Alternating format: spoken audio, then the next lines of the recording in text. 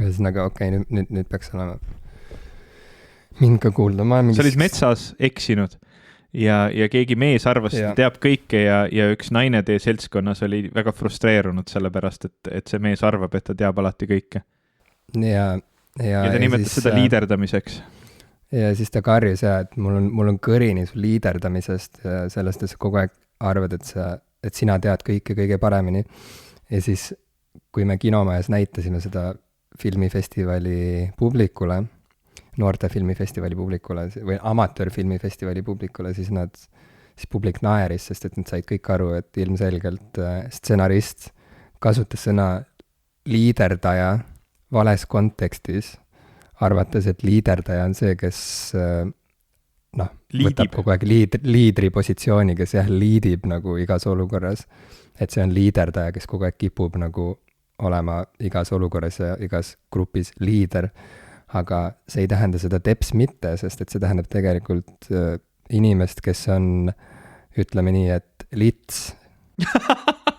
Issand, ma võtsin selle sünonüümi sõnastiku ette ja siin on liiderdama, tähendab siis ringi ajama, ringi laskma, ümber aelama, ümber ajama, ringi ulama, kiiama, poistega, tüdrukutega ringi tõmblema, litsi lööma, ulaelu elama, laia elu elama, patuelu elama, laial teel olema, ühe käest teise kätte käima, hoorama, jõõrama, kellegagi magama, lillat lööma, linksu... Wow. Ma vist ei suuda seda kõik isegi praegu ette lugeda, see kõik tundub nii kõlvatu. Mis on ka üks sõna, mis siin sünonüümi sõnastikus välja tuleb. Jah. Ei, väga, väga põnev. Minul kuidagi peas ei olnud see seostunud, see sõna liiderdama sellise käitumisega. Ma ei teadnudki, millega see mul seostub, aga see seos sõnaga liider nagu siis eestvedaja tekkis mul alles praegu nüüd, kui ma sinu lugu kuulasin. Aga ka mina olen täheldanud seda, et meestel, sealhulgas ka minul vist eriti veel, kipub olema selline liigne enesekindlus kõikide asjade osas ja siuke pidev arvamus, et minu nagu sisetunne on õige ja seda peab järgima. Et see vähemasti ma olen nagu tajunud, et seda on rohkem meestel ja seda on vahel mulle nagu meelde ka tuletatud, et kas ma praegu nüüd siis ütlen, et nii tuleb teha ja nii on õige, sellepärast, et ma päriselt tean, või see on sellepärast, et ma olen siin liiderdamas jälle. Ei. Ma saan aru, sa kasutasid meelega seda sõna vales kontekstis, aga see tuleb ära lõpetada, sest et me muidu jääme häbisse. Me võiksime võtta tagasi selle sõna. Nagu anda talle uue tähenduse, sest võib-olla see nagu see nagu siuke vanamoodne käsitus liiderdamisest ongi nüüd juba oma aja ära elanud ja me peaksime uhkusega ütlema, et meie sinuga näiteks popkultuuri tandril olemegi liiderdajad ja võtma selle sõna nii-öelda au sisse tagasi. Ma pigem oleks jõõraja või mis need variandid veel olid seal, lillalööja, see, kes lööb lillat. Liiderdamine on tegi nii palju ilusam sõna, jõõrama, vaata see õõ seal ja see jotiga algavad, joti ja õõga sõnad on hästi koledad. Jaa, see on väga, väga kõle. Kõle, ma tahtsin öelda kole, aga tuli kõle. Liiderdamine on palju parem. See on siuke keele pealt maha voolav. Me peaksime selle lugemisega ära tegema 10-1, me unustasime ära, et nüüd me oleme jälle erinevates kohtades. No aga teeme siis. Veits roostes oleme, mul on siuke tunne. Jaa, see on normaalne. Ma pääsesin praegu üle noatera sellisest gripi kogemusest, et ühesõnaga ma ei pääsenud sellest, ma põdesin selle läbi, aga ma tulin sellest eluga välja, on see, mis ma tahtsin öelda ja siiamaani veidi ragisen ja rögisen, nii et ma olen lihtsalt tänulik, et ma saan jälle siin püsti seista vajaduse korral, saan ka istuda nagu praegu sirge seljaga, saan lamada, saan rääkida, need on kõik väga vajalikud tegevused, tuleb välja. Saad liiderdada? Saan liiderdada, kui vaja. Jõuluajal eriti ju on kombeks liiderdada palju. On ju? Teatud tüüpi meestel. Jõuluvanal näiteks või? Jõuluvanal kindlasti, muidugi. Sest mis teda motiveerib tegelikult? Ikkagi liider olemine. Ja. Kõik tahavad liidrid olla. jõuluvana on klassikaline, ta on arhetüüpne, sihuke toksiline mees tegelikult, kes niimoodi nipernaadi stiilis rändab üle maailma ja külastab inimeste kodusid ja ma ei tea, kutsub lapsi endale sülle ja see kõik on väga kahtlane ja jäle tegelikult. Näpistab emmesid tagumikust. Mis jõuluvanade juures sina oled käinud? No ma olen üks nendest jõuluvanadest, ma ei olegi, ja et ma kuulun sellesse ülemaailmsesse jõuluvanade see Zunft, mis vahepeal ka uudistes oli. Oli või? Jaa, siin paar aastat tagasi oli ju suur mure neil, et haltuura jõuluvanad lörtsivad turgu. Okei. Sa ei mäleta seda või? Ei mäleta küll, jah. Nad olid nagu väga veider teema, mida nagu käsitleda, et kas iga inimene, kes oma laste rõõmuks paneb siis omale valge habeme ja punase kuue selga lörtsib turgu automaatselt. Põhimõtteliselt, jah. Ja sa pead Zunftilt tegelikult luba küsima kõigepealt ja eelistatavalt palkama kellegi sealt Zunftist, mitte ise hakkama. See on natuke nagu, mõtle kui nõme on ju, kui sa näiteks elad, ma ei tea, Eesti Draamateatrist üle tee ja siis seal tuleb Tšehhovi Kirsiaed välja, Kertu Moppel näiteks lavastab ja siis sa mõtled, säästan raha, ma parem võtan raamatukogust Kirsiaia ja võtan nagu kapist mingid hilbud nagu viskan oma pereliikmetele selga ja me mängime ise siinsamas Draamateatrist üle tee, teeme tasuta endale Kirsiaeda, et see ei ole, see on nagu on okei ja ei ole ka. Home fucking is killing prostitution. Täpselt. Oi, ma arvan, et me räägime veel sellest täna, aga hakkame saatega pihta, sest teemasid on rohkem, kui jõuab ära mahutada ilmselt ühte saatesse.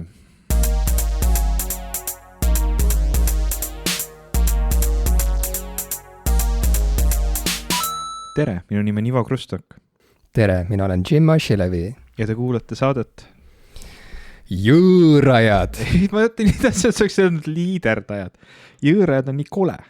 No aga miks peavad kas midagi peab üldse olema ilusat jõõrajate juures, see ongi asja point, et see peabki olema otsast ääreni vastik ja eemale tõukav. Ega meie sinuga, Jim, oleme ilusad. No, ma loodan. Ma ei tea. Teiste silmis. Teiste silmis, enda silmis võib-olla, teiste silmis not so much. Ma ei tea, mul on see enesehinnangu probleem, et enamasti enda silmis ma ei ole, aga äkki keegi teine on minust nagu veel madalama hinnanguga ja seetõttu peab mind või meid ilusaks. See on alati hea siuke stardipositsioon, kust kellegi nagu standardid läheneda. On veel madalamad kui minu enda omad. Kuidas leida endale täiuslik kaaslane, leia keegi, kelle standardid on veel madalamad kui sinu enda omad. Leia keegi, kelle maailmas sina oled eriline inimene ja nägus ja tark ja nii edasi. Leia see keegi. Isegi kui sinu enda maailmas see ei ole. Jaa. Et nii palju siis suhtenõu siin jõuludeks ja aasta lõpuks inimestele. Sul olid mingid põletavad teemad, mida sa tahtsid käsitleda? Jaa, no ma arvan, et kõigepealt me võiksime võtta lahti oma aasta muusikaelamused Spotify's, mis on siin nüüd meil juba iga-aastaseks teemaks läinud, ja siis sinna juurde tuua ka see teema, millest me varem oleme rääkinud, et miks me võib-olla ei peaks tundma ennast Spotify kasutamise pärast nii hästi võib-olla alati. Või mis sa arvad? Mulle meeldib see teema, ma ise ka tundsid ennast halvasti? Ma tundsin ennast hästi ja siis tundsin kohe halvasti ennast, aga me saame sellest kõigest rääkida. No mitu minutit sa Spotify'd kuulasid see aasta? Kust ma? Ausalt öeldes pärast seda, kui ma hakkasin halvasti ennast tundma, siis ma lihtsalt viskasin kõrvale kõik selle Spotify data. Et enam ei vaadanud? Ja enam tagasi ei vaadanud. Kust ma selle enam üles leian, see on kõik ära kadunud. Siin oli enne esilehel suur mingi nupp või mingi bänner, aga enam ei ole. See on vist otsingu alt lähed, siis sul tuleb seal valik, et 2022 wrapped. Your wrapped is here. Appi. Läks kohe mingisugune. Ups, vist ei tohi lasta, sest et me muidu jah, meil võetakse saade eetrist maha.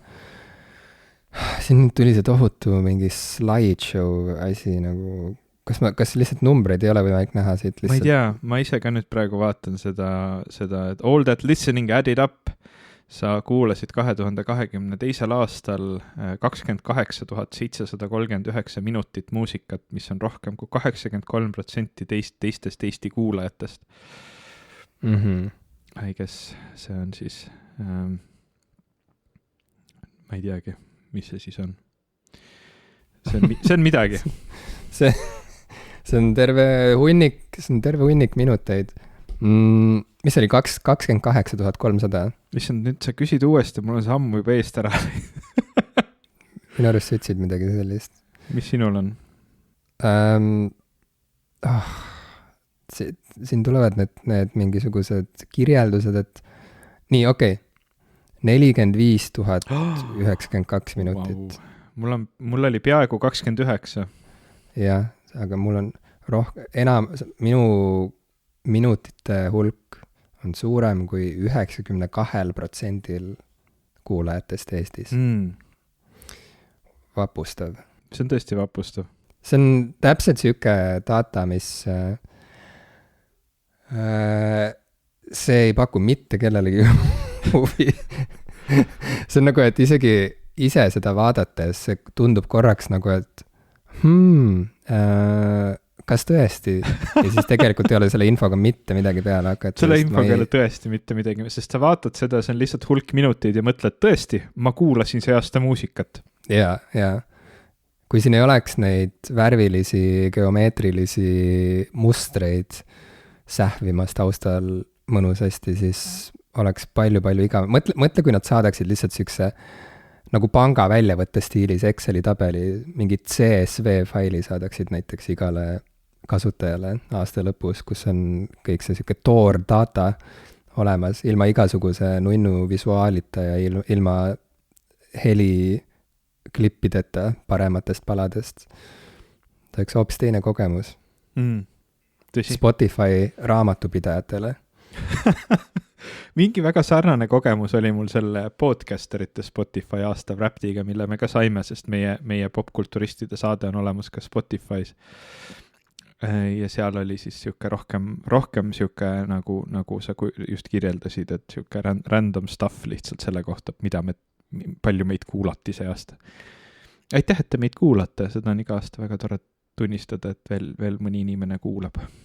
Ja seda oli eriti vahva näha, et mõnel inimesel tõesti popkulturistid oli Spotify number 1 podcast, mis on väga vahva. Hoolimata sellest, et Spotify on problemaatiline ja sellest me peamegi vist rääkima nüüd kohe.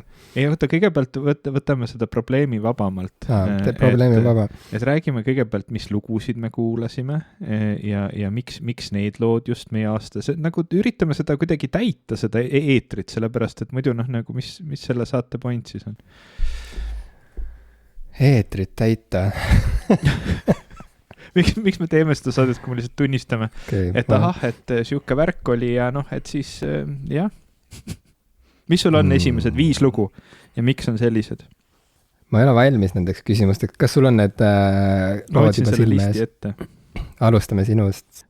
Minu kõige kuulatum lugu aastal 2022 oli Angeli Balance Ton Quoi, mis oli minu jaoks kohe aasta, ilmselt vaata siin ongi see, et need lood, mida sa avastad aasta alguses, on hästi suure nagu tõenäosusega kuidagi palju kõrgemal, sest sul on rohkem aega seda kuulata.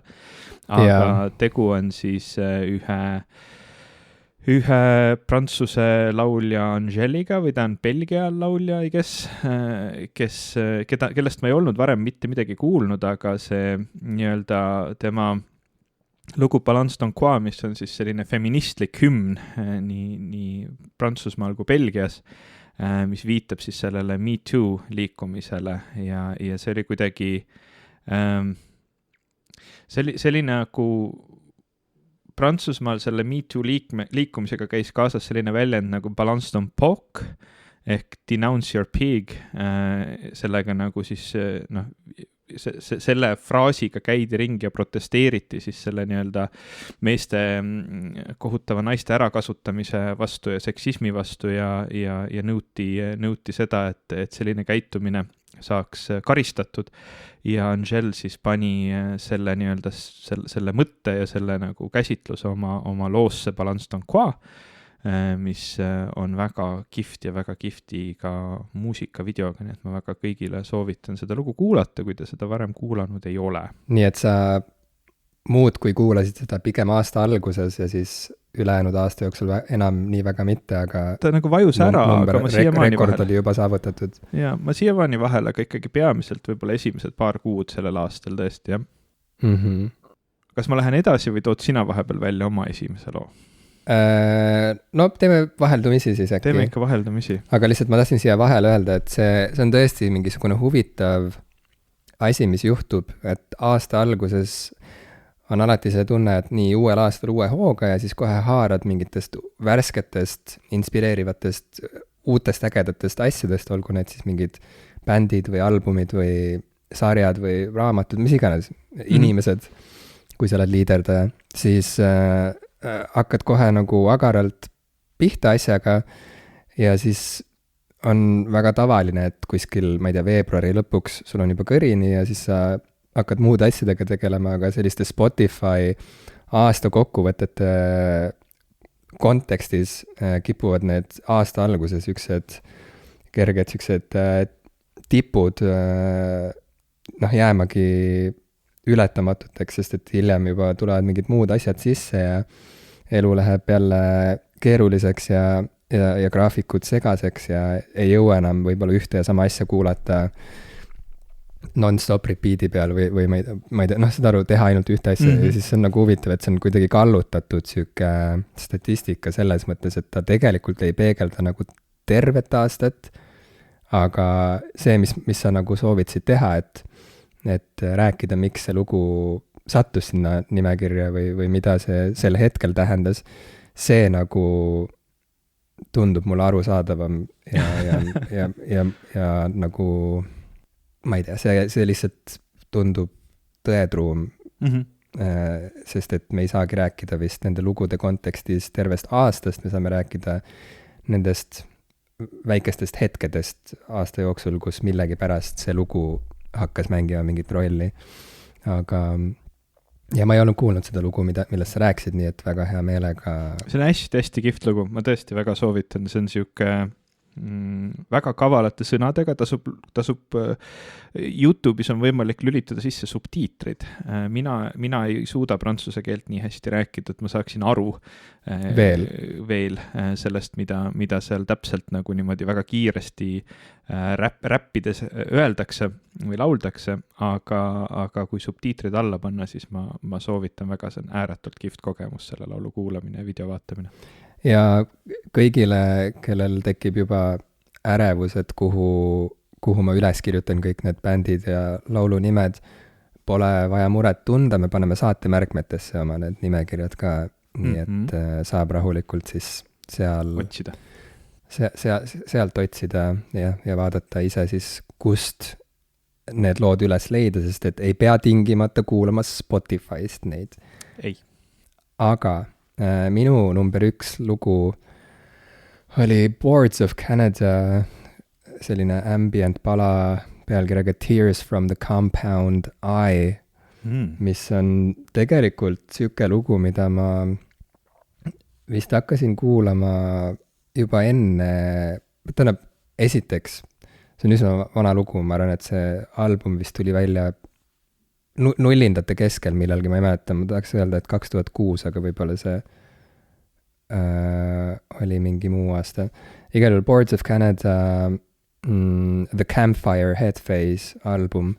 Mäletan väga selgelt, kui see välja tuli ja kuidas me vanalinnas seda kuulasime mu sõbra Tõnise juures, kui ta elas vanalinnas ja Boards of Canada on alati minu jaoks olnud väga selline ajarännaku kogemust pakkuv bänd.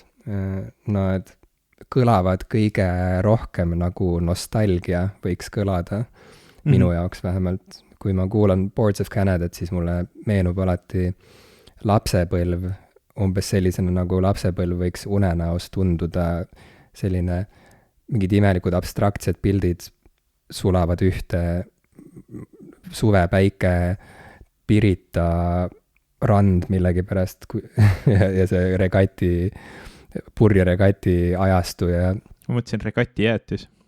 Regati jäätis ka tegelikult ja mingid kulunud fotod ja kaduvad mälestused, ühesõnaga mingid nagu filmilindile jäänud pildid, mis kaovad ajaga ja sulavad mingiks pruuniks massiks, et ühesõnaga see on see, mismoodi Tears of the Compound Eye ka kõlab paljuski ja eriti kui sõda algas, siis mul mingil hetkel ikkagi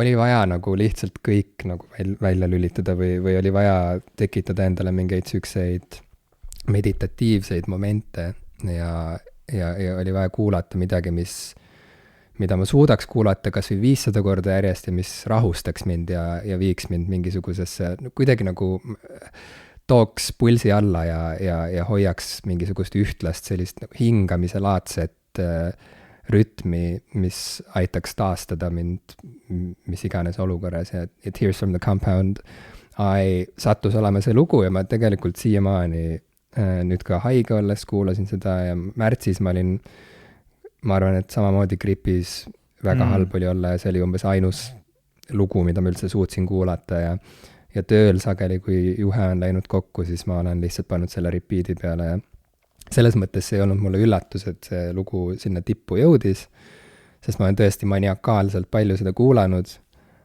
aga jah, ma ei ütleks, et see on samas mingisugune lugu, mida ma ütleks nagu, mida ma soovitaks sõbrale, et see oli mu aasta lemmik lugu, kindlasti kuula, et selle loo põhjus, miks ma olen seda see on selles mõttes olnud funktsionaalne lugu, et see on olnud minu mingisugune süke päästerõngas läbi terve aasta.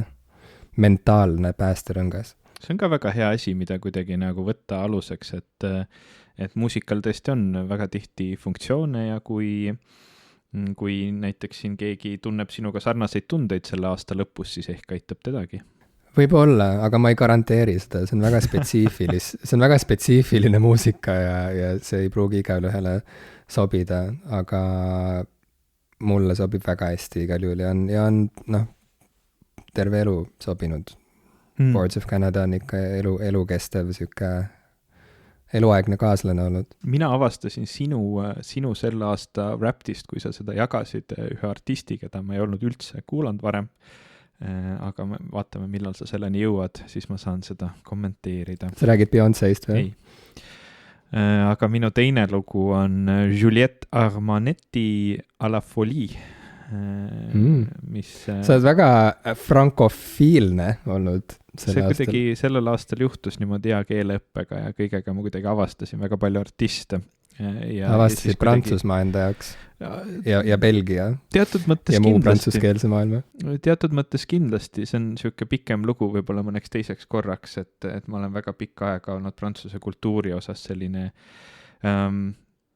minu jaoks oli kuidagi see nagu teismelisena järjekordne, ma olen siin saates vist varem ka rääkinud, et mul on olnud niisuguseid nagu dogmasid elus, mis ma teismelisena mõtlen, et nii maailm on minu jaoks ja siis ma selle juurde lihtsalt jään ilma, et kas selleks oleks mingi hea põhjus või mitte ja teismelisena ma olin hästi suur anglofiil, briti kultuur oli minu jaoks kõige olulisem asi üldse, kuna briti kultuuris on nagu naljakas ja levinud visata nalja Prantsusmaa üle, siis mina leidsin, et briti kultuur on äge ja prantsuse kultuur ei ole, nii et ma olengi väga palju sellest prantsuse kultuurist ilma jäänud, mida ma nüüd väga suure rõõmuga avastan. Ja Juliette Armanet on olnud üks nendest artistidest, ma mõtlen, et see lugu, mida see on hästi äge lugu, sest väga sarnasel viisil nagu sina, ta toob mulle ette mingeid väga nostalgilisi pilte, mida mul ei pruugigi väga palju üldse nagu isiklikust elust olla, aga ta on väga filmilik see, kui ma seda lugu kuulan, siis peamine, mida ma kujutan ette, on siuke nagu tantsupeo viimased lood, kus on veel mõned üksikud inimesed jäänud ja on selline nagu slow dance peo lõpus, kus nagu see pidu tundub juba nagu läbi olevat, aga on sellised mingid üksikud romantilised hetked nendelt paaridelt, kes on sinna veel jäänud. Ja just see lugu nagu loob selle pildi kuidagi eriti teravalt silme ette. Aga ma kuulasin ühte teist lugu sellelt artistilt võib-olla sama palju, aga kuna seda ei ole Spotify's minu teada, siis ma seda ka võib-olla sinna listi seetõttu ei saanud.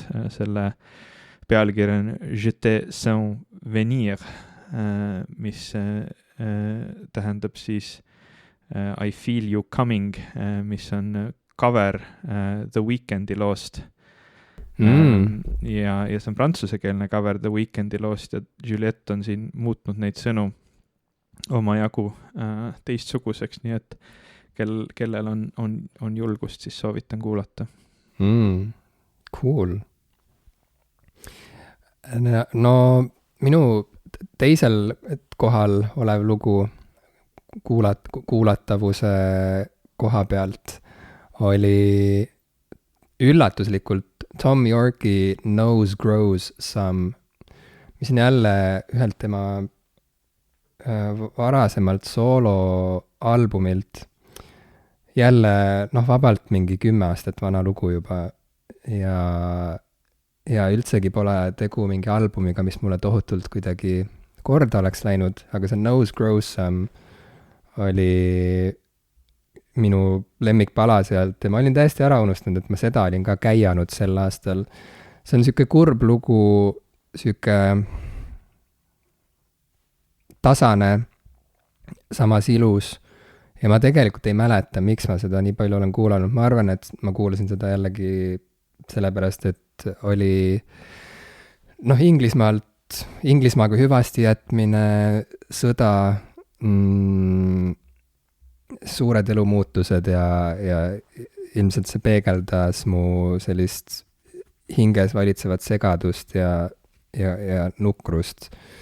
See, et ma seda Tears from the Compound I'd muudkui käiasin ja et ma seda Nose Grows Some pala ka kuulasin, aga tõesti kummalisel kombel ma enam ei mäleta, harilikult ma mäletan, kus ma olen midagi kuulanud ja mis tegevuste juurde see muusika harilikult käis ja nii edasi, aga see Nose Grows Some on ilmselt nagu siuke kummitus, mis aeg-ajalt tuleb ja läheb. Mõnel aastal ma ei mäletagi, et see lugu on olemas ja siis mõnel aastal jälle see ilmub välja kuskilt nurga tagant ja hakkab mind saatma.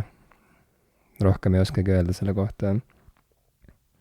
Ja huvitav, et just see Tom Yorke'i lugu, arvestades, et Tom Yorke'il ja Tom Skinneril ja Johnny Greenwoodil tuli ju The Smile bändi nime alt välja debüütalbum sel aastal, mis on palju-palju põnevam uudis ja palju-palju põnevam muusikasündmus, kui nüüd see Tom Yorke'i sooloalbum, kust see Nose Grows Some on pärit ja ometi Smile'i albumilt ei jõudnud ükski lugu sinna top 5, nii et ma ei tea, millest see kõik kõneleb. Ma arvan, et see kõik räägib jälle sellest, et Spotify on saatana tööriist. See moonutab tõde. See ei peegelda meile tõde, vaid see moonutab. Oled sa kindel, et see moonutab tõde? Et see, et miski on tähtsam või põnevam või huvitavam või olulisem, ei tähenda see, et see on see lugu, mida sa käiad. Tõsi, ma ei ole osanud niimoodi mõelda. Selles suhtes, et kui on ikka mingi lugu, mis pähe kinni jääb ja sa tahad seda korduvalt kuulata, siis see on ikkagi tõesem kui see, et miski asi oli oluline, siis sa kuulasid korra, et väga tähtis. Ja, et kui ma söön iga päev makarone, aga siis 3 päeval aastal söön ka midagi muud, näiteks väga maitsvat sushit või poke bowli, siis see ei tähenda, et mu aasta lemmiktoit oli makaronid, see on täiesti okei, kui tegelikult aasta kulinaarne kõrghetk saabus siis, kui ma just nimelt seda sushit sõin. jah, aga mõlemad ütlevad midagi sinu kohta, et nii see, et kui sa sööd iga päev makaroni, noh, ma ei tea, kumb rohkem sinu kohta ütleb, kas see, et sa korra aastas nautisid mingit väga suurt kulinaarset tipphetke, mida sa kirjeldaksid kui üks paremaid asju sinu elus, või see, et sa iga päev sõid makarone muul ajal, eks ole, et noh, et mõlemad ütlevad midagi sinu kohta. Mõlemas on oma tõde. Mulle ei meeldi, et makaronid ütlevad midagi mu kohta. Ma tahaks, et mu privaatsus jääks mulle vähemalt söögilaua tagagi. Ma ei taha, et mu makaronid ka midagi ütleksid mulle. Your food wrapped. Your food wrapped, ma ütlen, see on see, kuhu mina tõmban piiri. Sa sõid see aasta 30 456 makaroni. Ja neelasid magades alla 5 ämblikku. Mis on 80% rohkem kui keskmine eestlane. Yeah. Minu kolmas lugu on selliselt ansamblilt, mida me oleme siin saates ikka väga mitu korda juba käsitlenud väga mitmel viisil. Ja see on esimene inglisekeelne lugu siis selles tabelis. See on Yours ansamblilt King Gizzard and the Lizard Wizard, mis on nende albumilt, ma peangi nüüd korra vaatama, kas see tuli üldse eelmine aasta välja või see on tegelikult üle-eelmise aasta, või vabandust, mitte selle aasta album, vaid eelmise aasta album Butterfly 3000, mida, kuna nad annavad nii palju plaate kogu aeg välja, siis ma ei olnudki seda siis kuulanud, kui see välja tuli, ja ma hakkasin seda sel aastal kuulama, see on selle plaadi esimene lugu ilmselt, seetõttu ta sai ka nii kõrgele, et ma seda plaati olen mängima pannud väga tihti, aga mitte alati kuulanud väga kaugele, sest alati ei jõua plaati kuulates selle lõpuni. Aga Butterfly 3000 on nende selline popilikum album, väga hea siuke süntpop ja ma olen seda hästi palju kuulanud näiteks joostes. Mulle meeldis vahepeal seda plaati kuulata joostes ja Yours on väga, väga ilus lugu sellelt plaadilt. King Gizzard on ikka üks väga huvitav bänd. On küll. Ma ei oska muud öelda.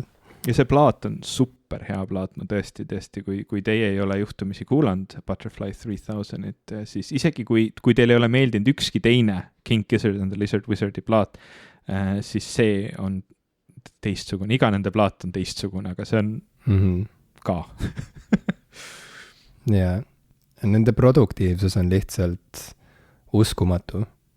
Minu kord, jah? Jep. 3. kohal Toro i moi lugu The Loop. No, siin läheb asi juba väga lihtsaks. Ma arvan, et see Toro i moi album Mahal ja järgmisena pildile astuv artist Beyoncé, mõlemad, Beyoncé album siis oli, mis selle nimi, Renaissance. Et ma arvan, et need 2 albumit olidki võib-olla mu aasta albumid paljuski. Seal kõrval on veel albumeid, aga Mahal ja Renaissance. Mis juhtus oli see, et kui ühest küljest ma olin nukker ja murelik tuleviku pärast ja ei tahtnud Inglismaalt ära tulla ja samas oli vaja ja samas tegelikult natuke tahtsin ka ja nii edasi, siis ma väga teadlikult ikka kuulasin ka muusikat, mis ei oleks masendav ja nukrameelne.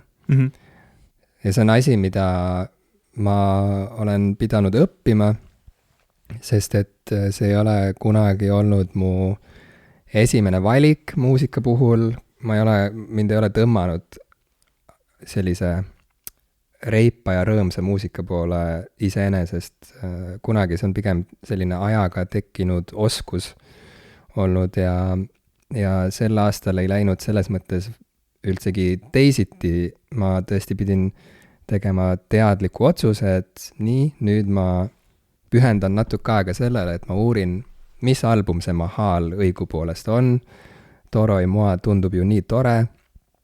Mul hakkab alati parem, kui ma kuulan seda muusikat, võrreldes võib-olla mõne muu albumiga, mida ma olen harjunud kuulama raskematel hetkedel, mis tegelikult tõmbab mind veel sügavamasse auku.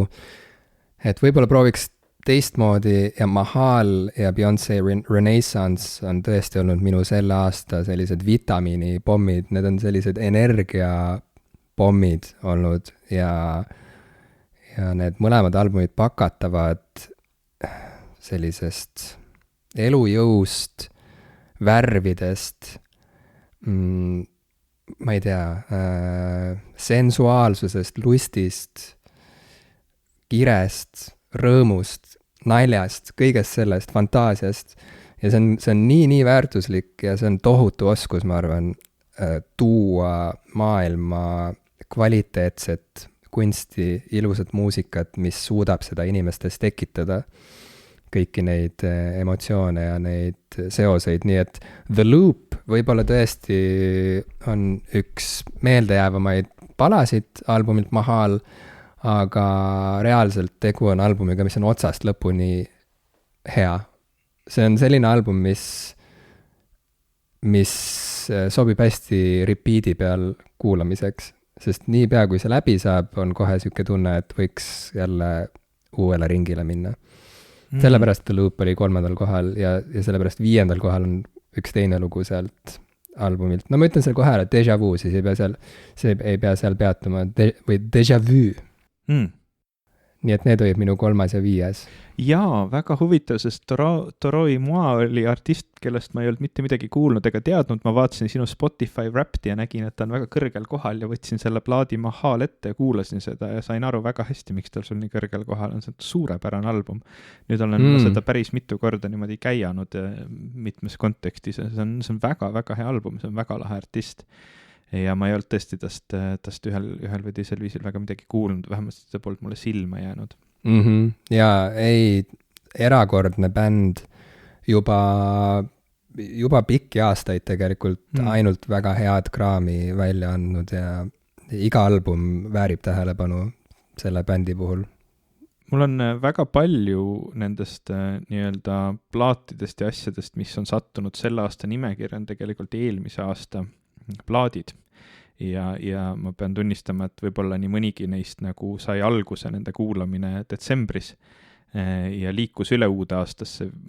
Ega ma nüüd täpselt enam kõike mäleta, aga mul on tunne, et just selle spetsiifilise plaadiga, mis mul on nüüd kohtadel 4. ja 5. lugudena, on see nii, see on siis ansambel ja plaat Silk Sonic. Ja need 2 lugu või see plaadi pealkiri vist oli An Evening with Silk Sonic ja 2 lugu, mis mul siit on jäänud siis siia kõrgetele kohtadele on Leave the Door Open ja About Last Night. Viimasel teeb kaasa ka selline artist nagu Thundercat, keda ma ka väga pole uurinud ega kuulanud, välja arvatud siis nüüd selle aasta lõpus, kui ma võtsin tema selle viimase väga palju positiivset kõlapinda saanud albumi ette ja hakkasin kuulama. Nii et need on tõesti olnud, see oli ülimalt hea plaat, see An Evening with Silk Sonic, see on siuke funky, See on siuke lõbus, see on siuke rõõmus, ta on veits seksistlik ja ma ei saa seda mitte kuidagi nagu otseselt kiita või õigustada, aga ta on muusikaliselt siuke lõbus, fun, tore. Bruno Mars ja Anderson .Paak on mõlemad väga-väga andekad selles muusikas ja see plaat on väga hea. Ja tervitused Johannesele siin kohal, kes soovitas meile seda plaati eelmise aasta lõpus. Vot täpselt sealt ma juurde jõudsingi, muidugi. See tuli meie kuulajalt. No ma räägin meelest läinud. Me ei olnud sellest kumbki Ivoga kuulnud ja Johannes kiitis taevani seda albumit ja Lo and Behold, see oli tõesti väga-väga hea album. Väga-väga hea album. Ja sinu 5. me nüüd teame, aga 4. on veel saladus. 4. on Beyonce Break My Soul, baby! See on selline lugu, mis kannab inimese läbi igast raskusest. Kui seda kuulata 3 korda päevas ja hoida meeles, et nii on, siis on võimalik kõik raskused ületada. Nii et Beyonce caps lockiga Break My Soul, selle albumil vist kõik lugude pealkirjad on caps lockiga kirjutatud, sest et loomulikult ja no väga hea album on see Renaissance, midagi pole öelda ma ei ole kunagi olnud Beyoncé pühendunud kuulaja. Ma loomulikult olen olnud teadlik, et ta on selline maapealne jumalus paljude silmis ja ilmselt sihuke meie ajastu suurim pop-ikoon. Ja noh, selles mõttes ma olen nagu näinud ja kuulnud, mida ta on teinud läbi aastate ja nii edasi, aga Renaissance on esimene Beyoncé album, millesse ma olen tõsiselt süvenenud ja mida ma olen kuulanud niimoodi otsast lõpuni korduvalt ja mis on saatnud mind läbi päevade, nii et väga vägev, ilus, huvitavate erinevate käikudega ja pööretega album ja väga üheselt jõulise sellise enesekehtestamise energiaga või sõnumiga, et väga-väga kihvt, inimene on teinud albumi, mis lihtsalt tõstab iga roju nagu põrandalt üles ja annab talle mingisuguse siukse, paneb puusa nõksuma ja annab lootust paremaks homseks põhimõtteliselt. Et Break My Soul on sellepärast 4. kohal. Minul on nüüd see tabel läbi, aga kuna 2 lugu olid väga ühte suunda, siis tegelikult ma tahaks oma 6. kohaga välja tuua, mis on... Kus sa seda näed? Ei, ma võtsin selle playlisti ette lihtsalt. Sest ma vaatan seda, mis iganes seda väikest postkaarti, mille AI pani kokku lugude pealkirjadest. Ja minul on siin selline artist nagu Eik, esimene eestikeelne lugu, Eesti artist minu tabelis ja tema lugu Kolimiskastid, tema selle aasta albumilt Uduvaip. See on väga hea lugu, see on väga hea album ja ma igal võimalusel soovitan väga kuulata Eiki, ta teeb ääretult head muusikat. Cool. Kas räägime nüüd sellest Kirke Twitteri postitusest, mida hoolimata sellest, et sellest rääkis Twitter mingi nädal aega, ei pannud sa seda tähele ja sa vist ei käi Twitteris? No kes üldse käib Twitteris praegu? Kõik lähevad ära Twitterist järjest minu arust. No okei, ja fine, see on tõsi, et keegi täna enam nagu, sest see on üks teema, mida me peaksime ükskord käsitlema siin saates, et äkki vist nagu me nüüd oleme kõik juba äkki loodetavasti aru saanud, et Elon Musk ei ole nagu geenius, kes on tulnud maailma selleks, et seda päästa, vaid no suhteliselt lihtsalt üks nagu rikas munn.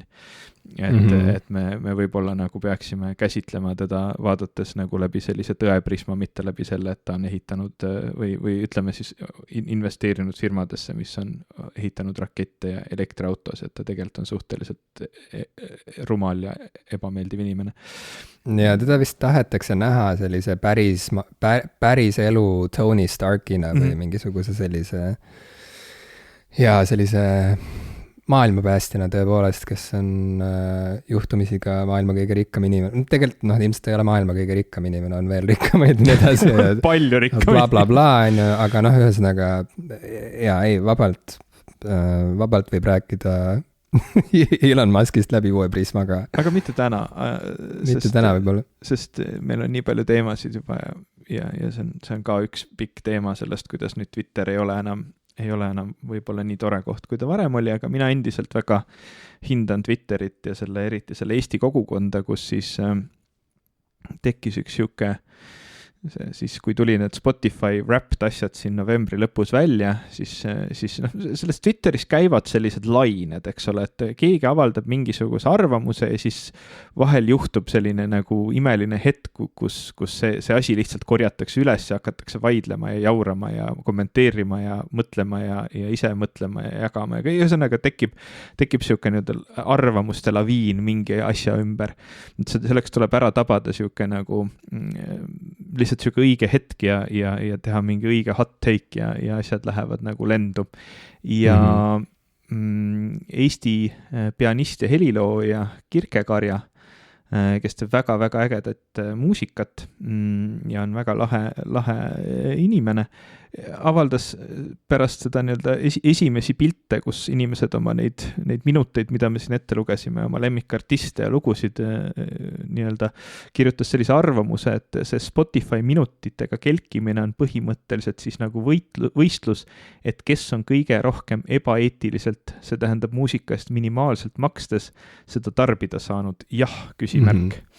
Ja me oleme sellest teemast siin saates ka varem rääkinud, et kui palju ikkagi, nagu mis on see nii-öelda artisti tasu, et kui palju me hindame seda tööd ja seda kunsti, mis sinna sisse pandud on ja kui palju me hindame seda artisti ja seda loomingut versus see, et me tarbime muusikat lihtsalt sellise nii-öelda laia tarbe tootena, mida on võimalik igalt poolt saada igal hetkel ja selle eest võimalikult vähe, siis tegelikult antud kontekstis põhimõtteliselt lihtsalt siuke kuutasu, millele sa ei mõtlegi, läheb nagu kogu aeg vaikselt ära ja siis sa kuulad nii palju muusikut, kui sa tahad, et kas see on okei ja kas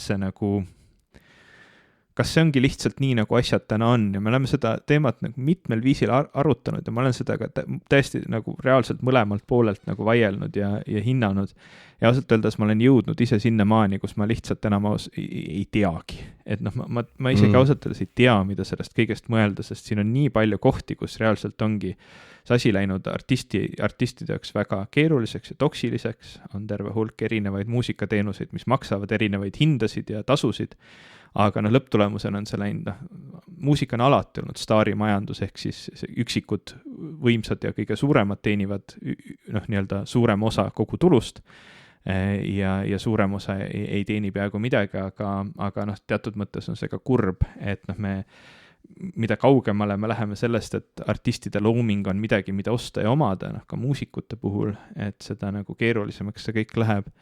Ja ma mõtlesin selle valguses, et ma püüan, kui see vähegi võimalik on, ma ei ole kindel, kas see King Gizzard and the Lizard Wizardi puhul on nii lihtne, et ma püüan kõik need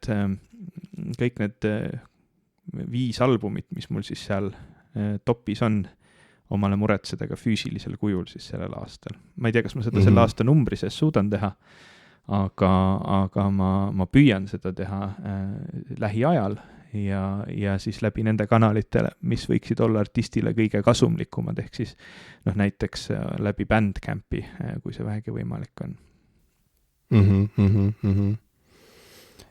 Ja eks me oleme sunnitud rääkima sellest teemast, sellepärast et see ei ole lahenenud mitte kuidagi ja sellest peab rääkima, sest et me tahame, et muusikud saaksid väärilist palka ja kui me räägime, mida tähendab sõna vääriline, siis see tähendab seda, et inimene võiks ju ikkagi oma tööst ära elada, kui see on see, mida ta teeb suurem osa ajast iga nädal, siis jah, see on nõme, et Spotify artiste lihtsalt niimoodi ära kasutab, tegelikult kasutab ära, sest et need tasud on absurdsed ja ma arvan, et inimesed, kaasa arvatud mina sel hetkel, kui ma nägin jälle neid numbreid, üllatuksid, kui nad teaksid, et erinevad voogedastusplatvormid on ka väga erinevate hinnapoliitikatega või väga erinevate, ma ei tea, siis tulude väljamaksmise poliitikatega. Alustame võib-olla kõige parematest platvormidest.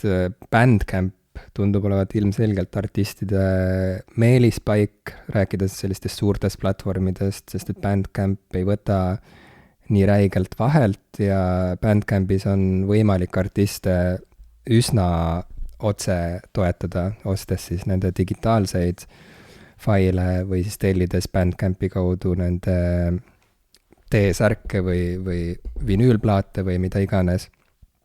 See on, ja Bandcamp ju pandeemia esimestel kuudel juba algatas ka need Bandcampi reeded, mis olid siis sellised reedesed päevad igas kuus vist või kus Bandcamp ei võtnud üldse mitte midagi endale ja kogu raha, mis tol reedel sai siis iga artisti poekeses kulutatud, läks otse artistile.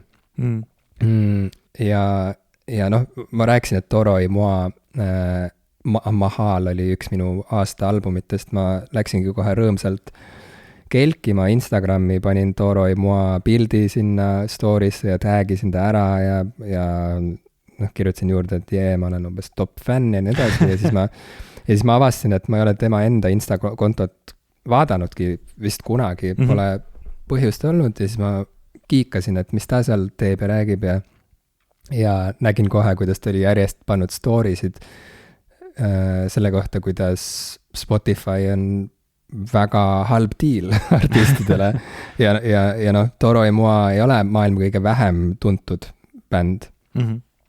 On palju vähem kuulsaid ja vähem kuulatud artiste maailmas ja ometi noh, ta ütles seal väga otse, et fuck Spotify on täielik noh, see on petukaup artisti vaatest totaalselt, et isegi tema ütles, et isegi Apple Music on parem, sest et Apple Music vähemalt maksab artistidele nagu natuke rohkem.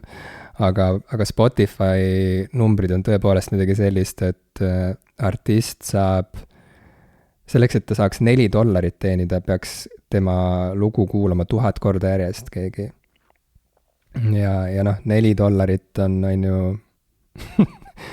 noh, mis selle raha eest saab, selle eest saab, ma ei tea, kaks pakki piima või võib-olla mingit latet, pumpkin spice latet ütleme ei saaks, sest et ma tean, et näiteks, ma ei tea, Reval Cafe's maksab pumpkin spice latte, maksis nüüd siin oktoobris mingi 4 kanti või? See oli mingi 4,80 või mingi 5,60 või mingi siuke nagu jälle siuke supernumber.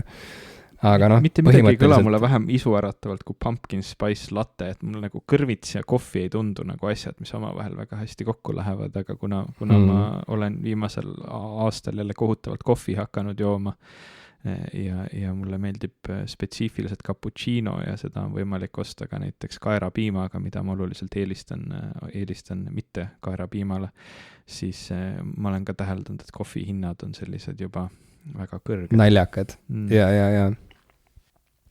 Nii et siin võib nagu, noh, see ongi mõnes mõttes, vaata, me räägime väärtustest ja me vaidleme väärtuste üle ja selle üle, et kuidas üldse omistada mingit väärtust või hinda millelegi, mis on nii abstraktne nagu muusika näiteks ja nii edasi ja see ongi lõputu arutelu. Siin ei ole mingit ühest selget vastust, aga noh, siin on ju ebakõla väga selgelt näha, kui kõik artistid, kõik artistid ei võta sel teemal sõna, aga ma arvan, et me peaksime võtma tõsiselt artiste, kes võtavad sel teemal sõna, sest et nad räägivad sellest, kuidas nad nagu ära saavad elada oma loomingust, samal ajal kui see, et nende looming seal platvormil eksisteerib, suurendab nende platvormi omanike tulu konstantselt ja nemad on need, kes tegelikult teenivad summasid, mis paneksid suuremal osal inimestest pea ringi käima. Et seal on lihtsalt, seal on see vahe ja loomulikult saab jälle nagu hakata vaidlema ka selle üle, et ka see on ju suur saavutus, kui sa oled loonud mingi sükse teenuse ja platvormi, mis on andnud lava kõigile muusikutele maailmas põhimõtteliselt, sa ei pea enam leidma endale manager'i kuskilt Ameerikast selleks, et pääseda kogu maailma kuulajaskonnani, pane lihtsalt oma lood Spotify'sse ja looda hea õnne peale või looda algoritmi peale ja head asjad hakkavad juhtuma. Aga olukord on lihtsalt nii teistsugune võrreldes selle ajaga, kui veel albumite müügist artistid midagi päriselt teenisid ja me oleme siiamaani mingis sellises protsessis, kus artistid püüavad leida uusi viise, kuidas ära elada yeah. kuidas oma loomingust ära elada, mis see majandusmudel peaks olema, mis peaks olema see viis, kuidas seda loomingut jagada kuulajatega, mismoodi teavitada muusikasõpru, et iga platvorm ei ole võrdne või võrdselt hea. Noh, kunagi, kui olid CD-poed iga tänava nurga peal, siis ei olnud nagu põhjust muretseda, et oi, et äkki kui ma siit nurga pealt selle plaadi ostan, siis see plaadifirma või see artist lõpuks saab nagu vähem raha, kui ma ostan selle sealt, ma ei tea, Maxi Marketi plaadipoest, on ju. Et see oli üsna ühtlane, mismoodi need protsendid seal jagunesid olenemata kaupluse Kas me peame hakkama nimest. täna veel rääkima ka Lidlist? Muidugi peame, iga kord tuleks rääkida Lidlist. Aga nüüd on vahe ja mina pärast seda Toro y Moi postituste seeriat ikkagi taas aktiveerisin oma Apple Musicu konto ja hakkasin mõtlema, et võib-olla tõesti ma enam 2023 ei toetu nii väga Spotify'le, sest et sellest on saanud lihtsalt harjumus mu jaoks ja ma ei ole pidanud mõtlema, et kuhu see raha täpselt läheb, mida ma maksan Spotify'le. Aga kui minu aasta lemmikartist või ütleme aasta kuulatuim artist ütleb otse, et palun, kui sa armastad mu muusikat, siis nagu osta plaate, mine mu Bandcampi, kasuta kas või Apple Musicut, isegi see on parem, aga fuck Spotify, siis kuidas ma saan rahulikult edasi? See on natuke nagu, see on täiesti kohatu võrdlus. See ongi absoluutselt kohatu võrdlus, aga lihtsalt mingisugune mingil määral sarnane mõtteprotsess käis mul ka selle Jalka MM-i ümber, mille puhul kohe, kui ma hakkasin lugema lugusid ja kuulama reportaaži sellest, mismoodi see Katari MM üldse toimuda sai, mida selleks teha tuli, kui paljud inimesed pidid sisuliselt orjatööd tegema ja mitte sisuliselt, paljud otseselt orjatööd tegema. Sisuliselt, otseselt, kaudselt, metafoorselt, igatpidi nagu ja kui paljud inimesed kaotasid oma elu selle nimel, et neid loilakaid staadioneid ehitada kuskile kõrbesse, selleks, et oleks nagu tore vaadata inimestel pärast telekast ja siis ära unustada. Mingi kuu aega, või kaua see kõik kestab. Ja, et see on täielik absurd. Pärast seda mul ei olnud võimalik vaadata MM-i ja ma ei olegi ühtegi MM-i mängu ma siis ei vaadanud, sest et kui reaalselt keegi, kes on olnud seal koha peal, ütleb mulle podcastis kõrva, räägib oma muljetest ja talt küsitakse, et kuidas sa ise tunned, et kas sa ise suudad MM-i vaadata ja ta ütleb, et ma ei tea, ma ei kujuta ette, kuidas ma pärast seda, kui ma olen näinud, kuidas inimesed on surma saanud ja kuidas siin on inimesi nagu koheldud, et kuidas ma saaksin endas selle elevuse uuesti üles leida, et minna oma lemmikmeeskonnale kaasa elama. Et see ongi jälle nagu selles mõttes sarnane olukord, et kui sinuni on jõudnud mingisugune teadmine, siis ei ole võimalik enam teeselda, et sa ei tea neid asju. Või see on võimalik, aga siis sa lähed iseendaga konflikti. Ja muidugi, ütleme, mina alati nagu kuidagi rõhutan, et sa võid seda kõike teada ja ikka teha teistmoodi, sellepärast, et inimese aju on võimeline täiesti vabalt nagu konfliktset informatsiooni oma peas hoida ja mitte nagu olla consistent, et nagu tõsi, see on ka tõsi. Nagu et need asjad ei ole nagu üldiselt üksteist välistavad, et kognitiivne dissonants ei ole nagu peatav jõud, aga vähemalt sa paned alati mõtlema ja ma arvan, et see ongi oluline ja ma olen ka üsna palju mõelnud selle peale, sest Spotify'l on väga oluline roll minu elus, see on täna, kuna mul on väga palju erinevaid seadmeid, mis on väga erinevad operatsioonisüsteemide ja turvalisuse kaalutlustel ka väga erinevalt üles seatud, siis ega mul ei ole väga palju erinevaid nii-öelda selliseid muusika kuulamise platvorme võimalik valida, mis igal pool töötaks ja Spotify suur eelis on see, et ta tõesti on igal pool kättesaadav, igal pool toimiv ja ta sisaldab väga palju muusikast, mida ma tahan kuulata. Aga ka minul on väga keeruline sellest kõigest ümber vaadata, et tegelikult need inimesed, kelle loomingut ma tahan tarbida, ei pruugi sellest kõigest olla üldse mitte vaimustuses. Ja sel aastal juhtus ka üks selline asi, kus ma nagu hakkasin jälle tunnetama seda, kui oluline on omada muusikat, sellepärast, et seda muusikat, mida sa tahad võib-olla kunagi veel kord kuulata, sa ei pruugi enam leida mitte kuskilt. Suri ära üks mu lemmik countryartist, Loretta Lynn, kes oli ikkagi täiesti legendaarne, uskumatult äge artist.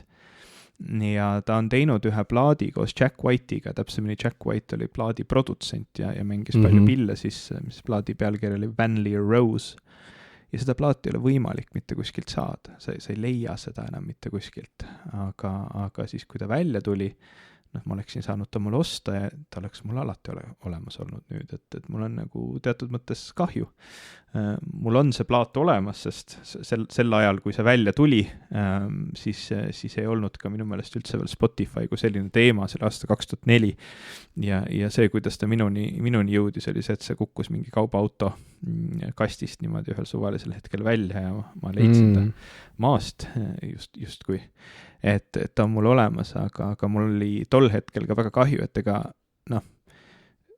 ta on artist, kes sulle meeldib, sureb ära, mis on tüüpiline käitumine tänapäeva sotsiaalmeedia kontekstis, sa postitad sellest, jagad lugu, näete, kui äge artist oli, teed väikese sellise meenutuse, mälestuse. Ja seda ma ei saanudki väga lihtsalt teha, ma otsisin küll, aga olid ainult suhteliselt kehva heliga versioonid, olid näiteks YouTube'is olemas, et seda kõike teha.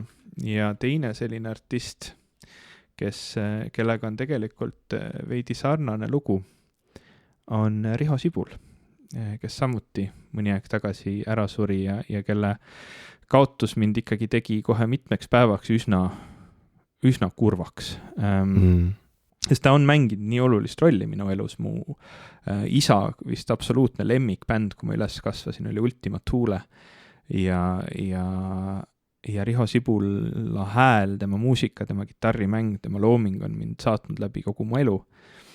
Ja kui ma kirjutan täna Spotify'sse otsingusse Riho Sibul, siis ma ei saa siit neid plaate kätte. Poeet külmutab Klaasmäel ja Must ja nii edasi, et tal on terve hulk loomingut, mida ma lihtsalt ei saa täna internetist kätte nii kergesti, kui ma sooviksin. Õnneks on, kuna mu isa on olnud suur Riho Sibul austaja, siis need plaadid on mul olemas kodus vanemate juures, aga neid ei ole mul siin. Ja neid ei ole mul kaasas iga seadmega, millega ma liigun. Et see on ikka siuke omajagu teema, milles ma püüan nüüd mingit uut tasakaalu leida, võib-olla see mõte, et ma võiksin vähemalt need lood või need albumid või need asjad, mis mul on aasta jooksul kõige enam pakkunud, midagi, ma võiksin ikkagi tegelikult ju omada.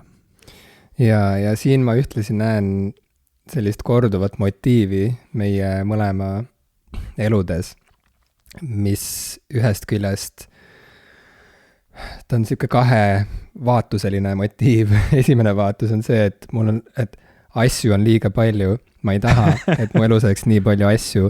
Ma tahan vabaneda asjadest. Me kolime ka päris palju. To be fair. Mida?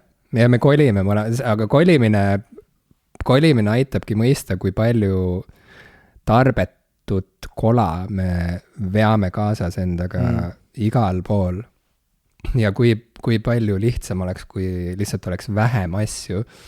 Ja siis sealt algabki kogu see kampaania, et hei sõbrad, ma annan oma DVD-d kõik ära, tulge, võtke, mis soovite. Hei, mul on siin raamatuid, mis otsivad oma lugejaid, tulge, võtke. Ja nii edasi. Ja siis järsku tundub ülitore see, et mul on tegelikult ju vaja ainult siukest, ma ei tea, peopessa mahtuvat väikest seadet nimega telefon. Ja selle telefoni sees on mul igas olukorras tegelikult kõik maailma palad käepärast. Ja see tundub täiesti nagu mingi võluri positsioon. See on konkreetselt nagu mingisugune Gandalfi privileeg, et mõtlen millestki ja siis kohe saan. Ja siis sealt liigud jälle sinna teise vaatusesse, sest et sa hakkad aru saama, et see teenus, mida Gandalf seal telefonis kasutab, selle tegi Sauron tegelikult. Ja võib-olla tegelikult oleks äge vahel maksta kunstnikele otse, mitte anda raha Sauronile ja usaldada, et ta päriselt ka viib selle raha kohe nendele muusikutele, nendele moosekantidele edasi. To be fair, selle tehnoloogia, mida kasutab Gandalf, tegi eru iluvitar, aga olgu nii. Okei, no ma pean sind lihtsalt usaldama praegu selle koha pealt, sest et absoluutselt ma ei mäletanud seda detaili Sõrmuse vennaskonna saagast. Erut vist ei käsitleta väga palju, ta on Silmarillionis välja toodud, tema on siis nii-öelda selle maailma, mille Tolkien lõi siis põhijumal või see ainus jumal, see kõige looja on Eru Ilúvatar. Okei. No ühesõnaga, anyway. Faktiline viga faktiliseks veaks, pigem ma tahtsin kujundlikult kõnelda ja sellepärast moonutasin natukene tõde.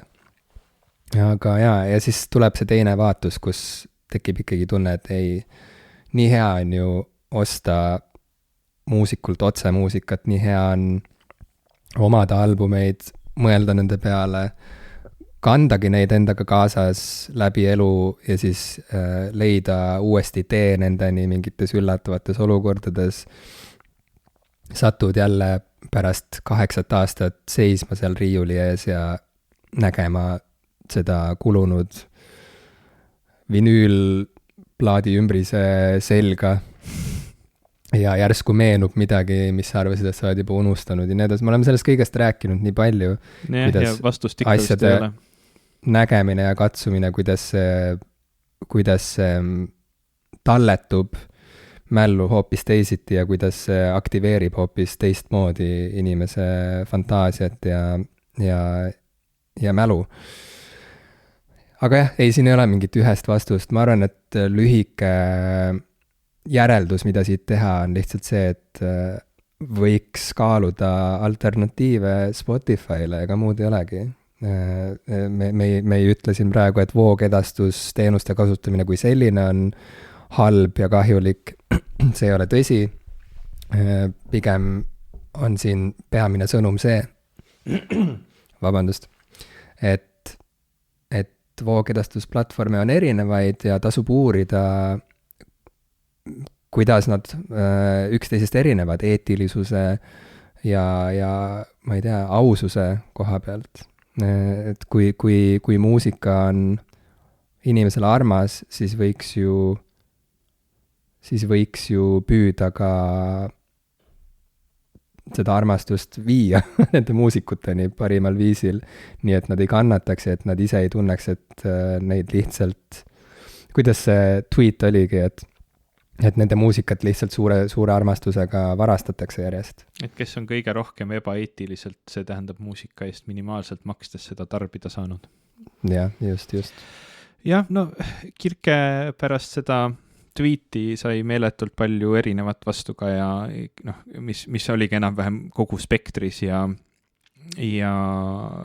noh, ise hiljem ka natukene täpsustas seda arvamust ja avas seda, et võib-olla see sõnastus või valitud viis seda teemat käsitleda polnud kõige nagu paremini valitud või kuidas iganes, aga ma arvan, et see point, et tegelikult mida sina ka välja tõid, et on hea tegelikult, et seda teemat tõstatatakse, et seda käsitletakse, et sellest räägitakse, et me oleme tegelikult ju reaalselt ikkagi veel ajastul, kus Eesti Tööandjate Keskliit peab vajalikuks tulla välja reklaamiga, et hobihariduse omandamine maksumaksja kulul peab lõppema ja seal on pilt muusikust, maalijast ja tantsijast, eks ole, et olgem ausad, me ühiskonnas tegelikult päriselt ikkagi läbivalt ei oska hinnata seda väärtust, mida kunst ja looming meile tegelikult päriselt toob. Et me armastame küll käia Estonia teatris ja rääkida Arvo Pärdist kui rahvuslikust aardest, aga me tegelikult nagu ei mõista, kust see tuleb, kuidas see tuleb ja mis ühiskonna mõttes selleks vaja on ja kui palju sellest, mis on meie riik, meie ühiskond, meie kultuur tegelikult tulebki täpselt sellest, et meil on väga palju erinevaid inimesi, kes sellesse panustavad, kes püüavad seda teha kui oma elutööd ja kui oluline neil on, et selle eest ka siis ollakse nõus ka rahalist väärtust, mis on meie ühiskonnas oluline andma. Et Kirke ise seda lahkab põhjalikumalt Märt Koikiga, Märt Koiki siis striimis, mida ma soovitan ka kuulata, et see on väga tore arutelu nende kahe vahel ja kindlasti saab seda teemat palju põhjalikumalt teada. mis stream see oli? See ei olnud siis Võhmarite podcastis, vaid see oli kuskil mujal? Märt Koik lihtsalt teeb ise siukest, ma ei tea, kas tal on sellel vist mingi nimi ka, ma korra kiiresti otsin. Minu meelest keldri stream või midagi siukest. Ta teeb siukseid live stream'e ka mingi aja tagant ja sellel korral oli tal siis külas Kirke-Karja. See video on tal välja lõigatud ka sellest streamist, saame selle märkmetesse panna, et Märt räägib Kirke-Karjaga Spotify'st. Väga tal on jah siuke me leiagi seda nime siit üles, tavaliselt kui ta on streamimas, siis see viskab ette. Keldri kolmapäev, jah, Keldri kolmapäev. Paneme lingi, saate kuulata. Märt Koik on ka väga kihvt. Mul on veel üks teema, mida ma tahaksin siia muusika otsa kohe rääkida, sest see on hästi otseselt sellega seotud. Ja see on minu viimase obsessioon Miley Cyrusiga. Jim, kas sa oled kunagi Miley Cyrusit kuulanud? Ma ei ole kuulanud Miley Cyrust mitte kunagi. Mida sa temast päris tead? Niimoodi, et istun maha, kuulaks Miley Cyrust. Loomulikult ma olen näinud mingeid videoid, kuulnud kuulsamaid palasid. No eks ta loomulikult sattus minu tähelepanu orbiiti siis, kui ta maailma šokeeris. Riided seljast ära võttis. Ja kui ta riided seljast ära võttis ja mingit kuvaldat lakkus ja siis selle suure, tal oli see video Wrecking Ball, kus ta kiikus siis niimoodi väga napis riietuses selle suure maja lammutuspommi otsas. Aga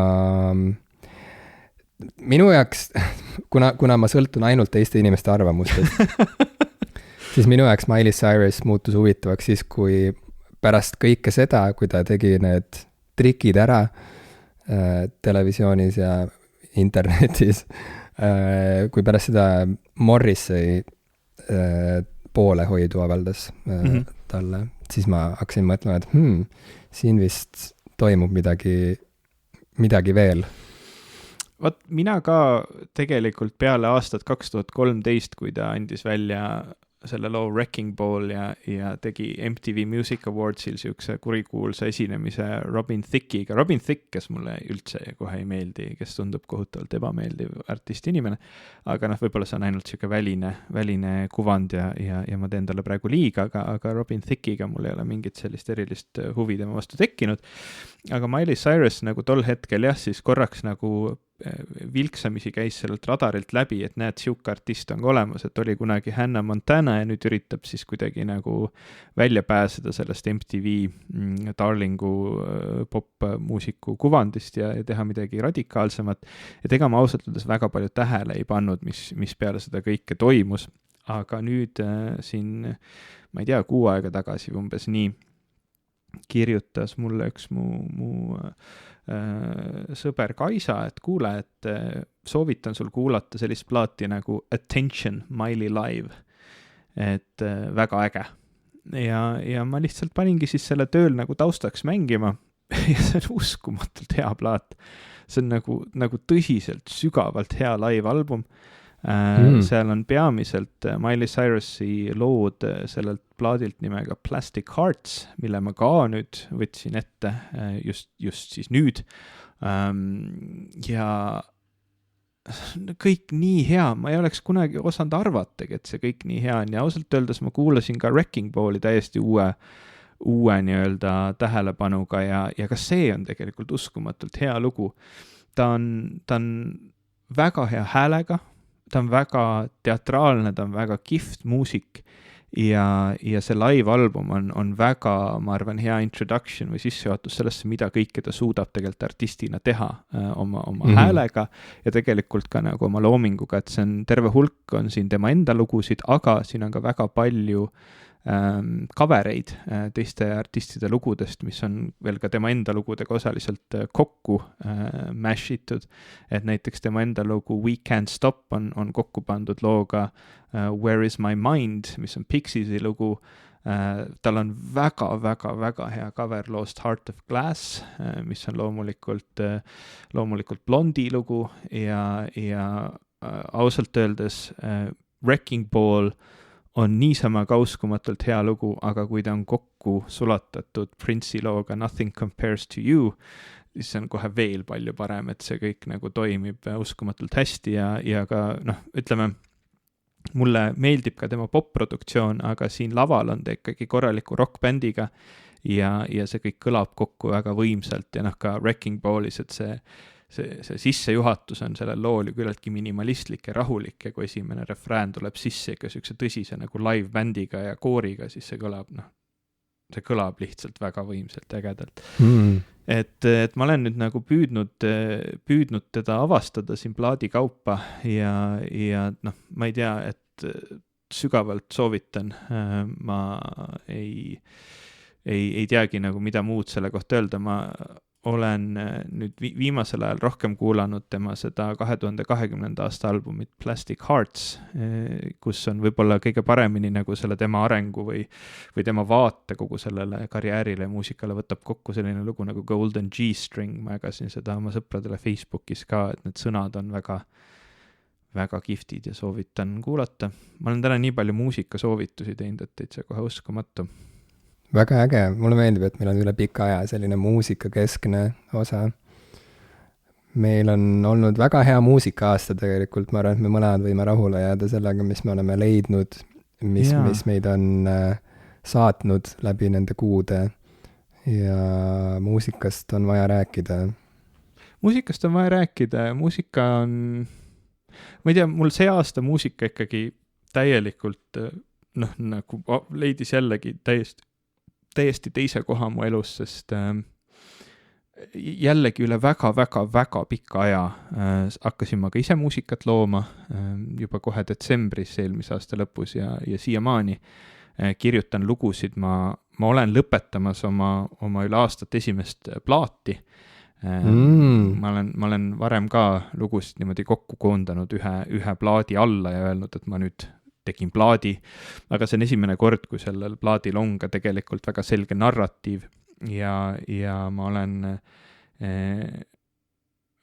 neid lugusid selle aasta jooksul kirjutanud, kõik need lood on tegelikult välja lastud ja inimestele ka kuulatavad minu YouTube'i kanalis, aga ma tahaks nad lihtsalt kuidagi nagu kokku panna ka nii-öelda albumi nimel ja siis hakkangi uurima seda, et mis see parim viis seda kõike jagada siis on, sest ma tahaks ka, et mu albumeid oleks võimalik kuulata nendelt platvormidelt, kus inimesed muusikat kuulavad ja kuna minu muusikat kuulatakse nii vähe, et ma ei teeni selle pealt mitte üheltki platvormilt mitte midagi, siis ma ilmselt panen ta ka Spotify'sse, kui ma saan aru, kuidas see üldse käib või kas sellest peab maksma või kui palju ja kuidas see toimib, et ma püüan selle kokku panna, sest see on olnud nagu väga äge nagu kuidagi taas jälle leida endas selle, et ma tegelikult isegi oskan lugusid kirjutada ja neid kokku panna ja produtseerida ja mitte kõik nendest pole olnud super ägedad teosed, aga ma kandideerisin sel aastal ka Eesti Laulule ja selle looga, millega ma sinna kandideerisin, hoolimata sellest, et ma ei saanud sinna,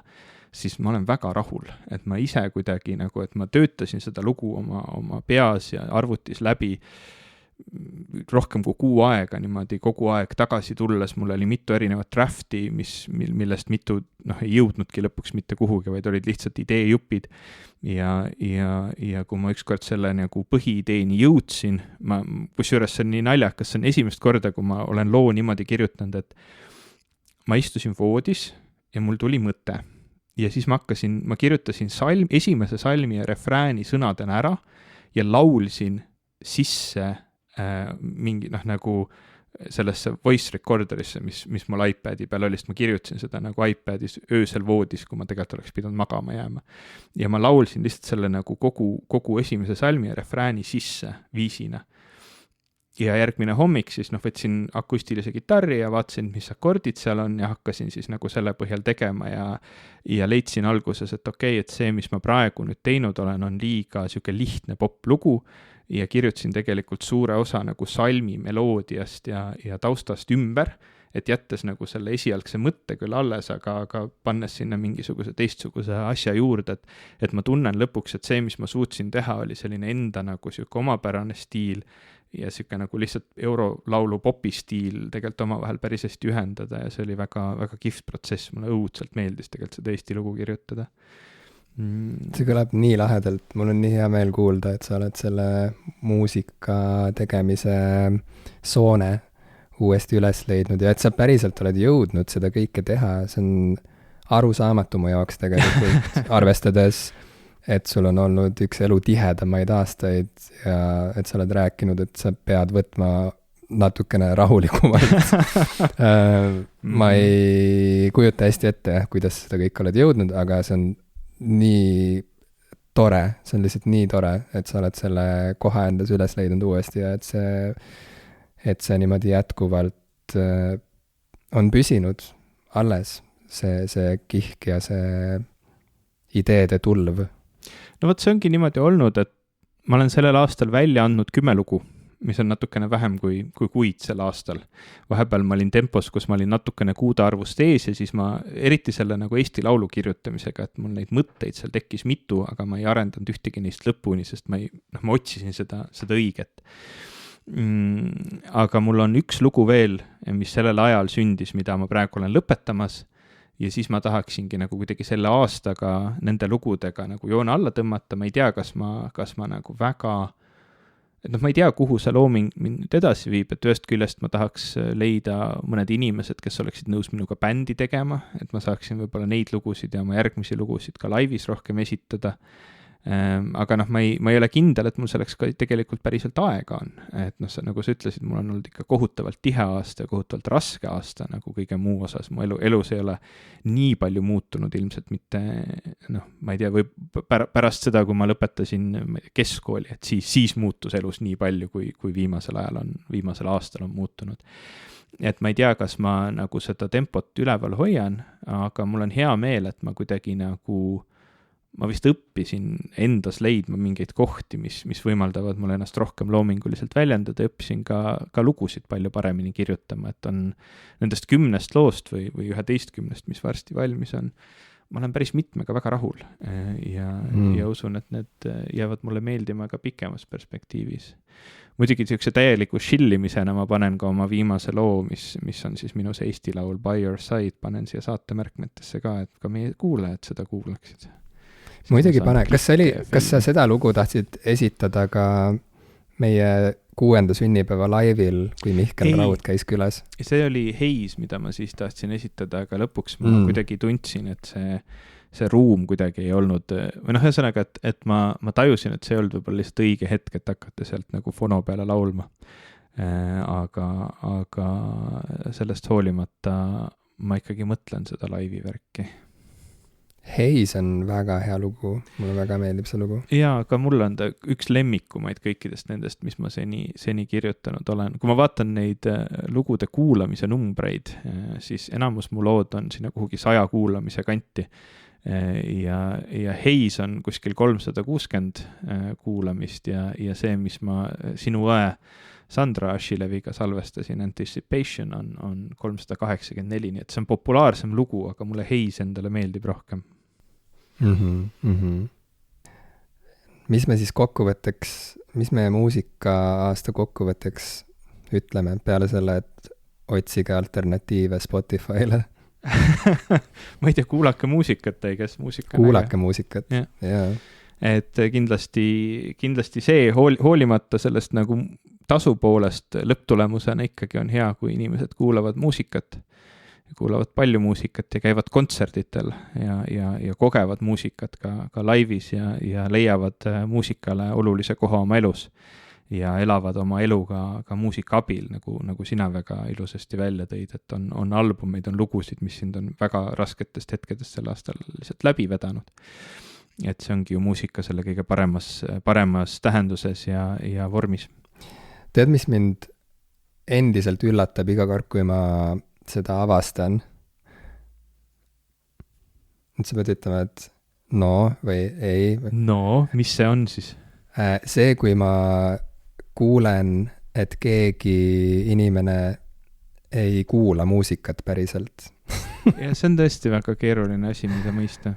Aga see on alati nii üllatav. Inimesed on väga erinevad ja selles mõttes, on ju väga palju inimesi, kes ei loe aastas ühtegi raamatut näiteks läbi. See on täiesti harilik, see ei ole midagi, ma ei tea, või mingil hetkel olin ma sellises kohas omadega, kus mind oli õpetatud mõtlema, et sellised inimesed umbes ei vääri tähelepanu ja neid tuleks kuidagi, et nad on kahtlased või mis iganes.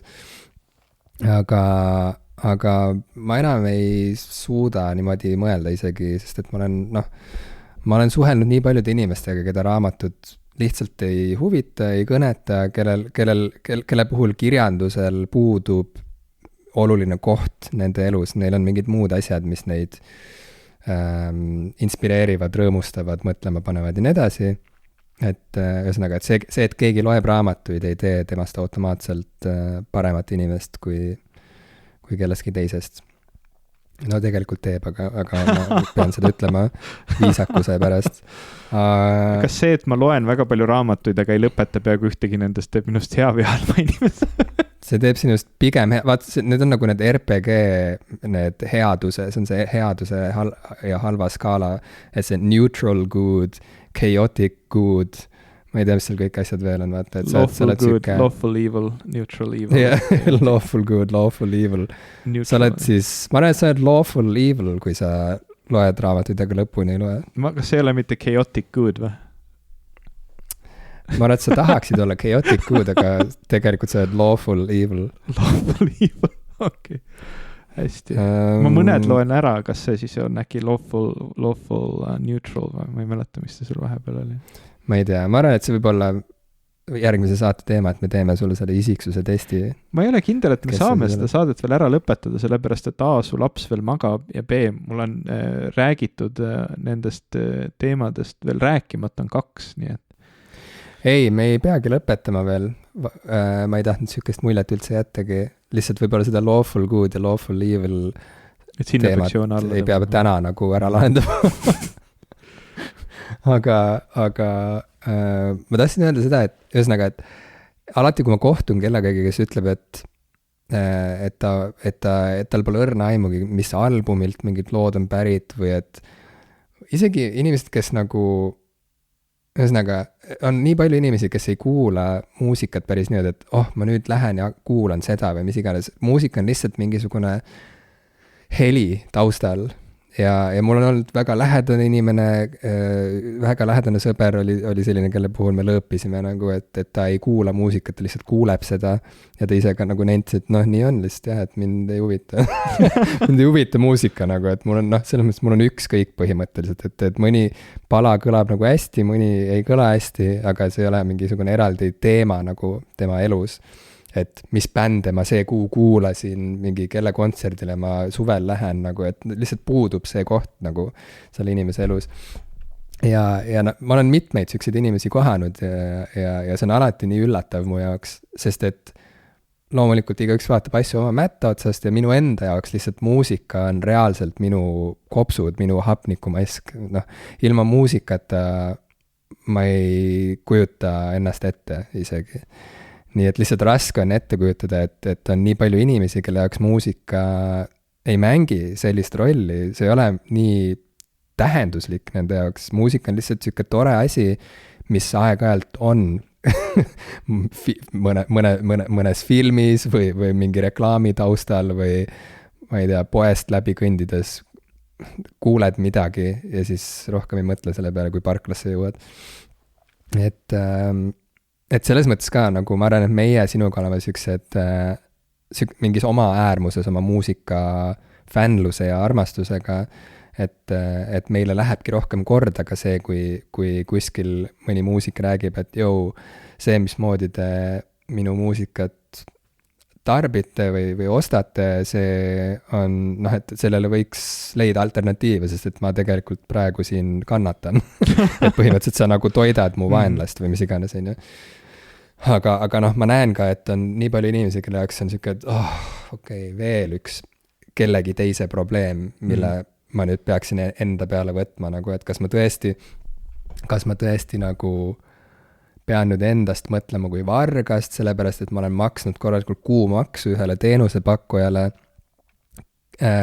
kes ju nagu legaalselt mulle edastab seda muusikat ja nii edasi, et kõik on alla kirjutanud ja nõus olnud, et nii me oleme nõus seal olema. Ongi, et keegi ei ole ju midagi nagu varastanud, see ei ole ju illegaalne, siin kõik see ongi, ühesõnaga, et nagu, kas mul on jaksu veel selle probleemiga ka tegeleda, lisaks sellele, mis mul perekonnas toimub, mis mul tööl toimub, mis mu sõpradega toimub, mis, ma ei tea, mis olukord on maailmapoliitikas, mis olukord on sõjaga, ühesõnaga, et see on täiesti arusaadav, et inimene peab ka lihtsalt valima, millele ta suudab keskenduda igal antud ajahetkel ja millele mitte ja kus ta tunneb, et ta saab mingisuguse konstruktiivse, positiivse panuse anda ja kus ta lihtsalt peab tõstma käed üles ja ütlema, et sorry, ma lihtsalt nagu, ma saan aru, et see on oluline teema, kõlab päris tõsiselt, bla, bla, bla, aga ma lihtsalt nagu, ma ei saa praegu sellega tegeleda, et ma ei saa selle võitlusega ka liituda, nagu et ma saan sellest ka aru, ma saan nagu sellest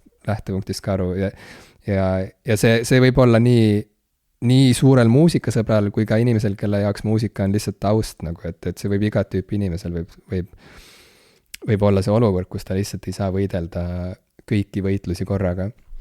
See on hea hetk võib-olla meelde tuletada, et meil on ka Patreon neile, kes soovivad meid toetada.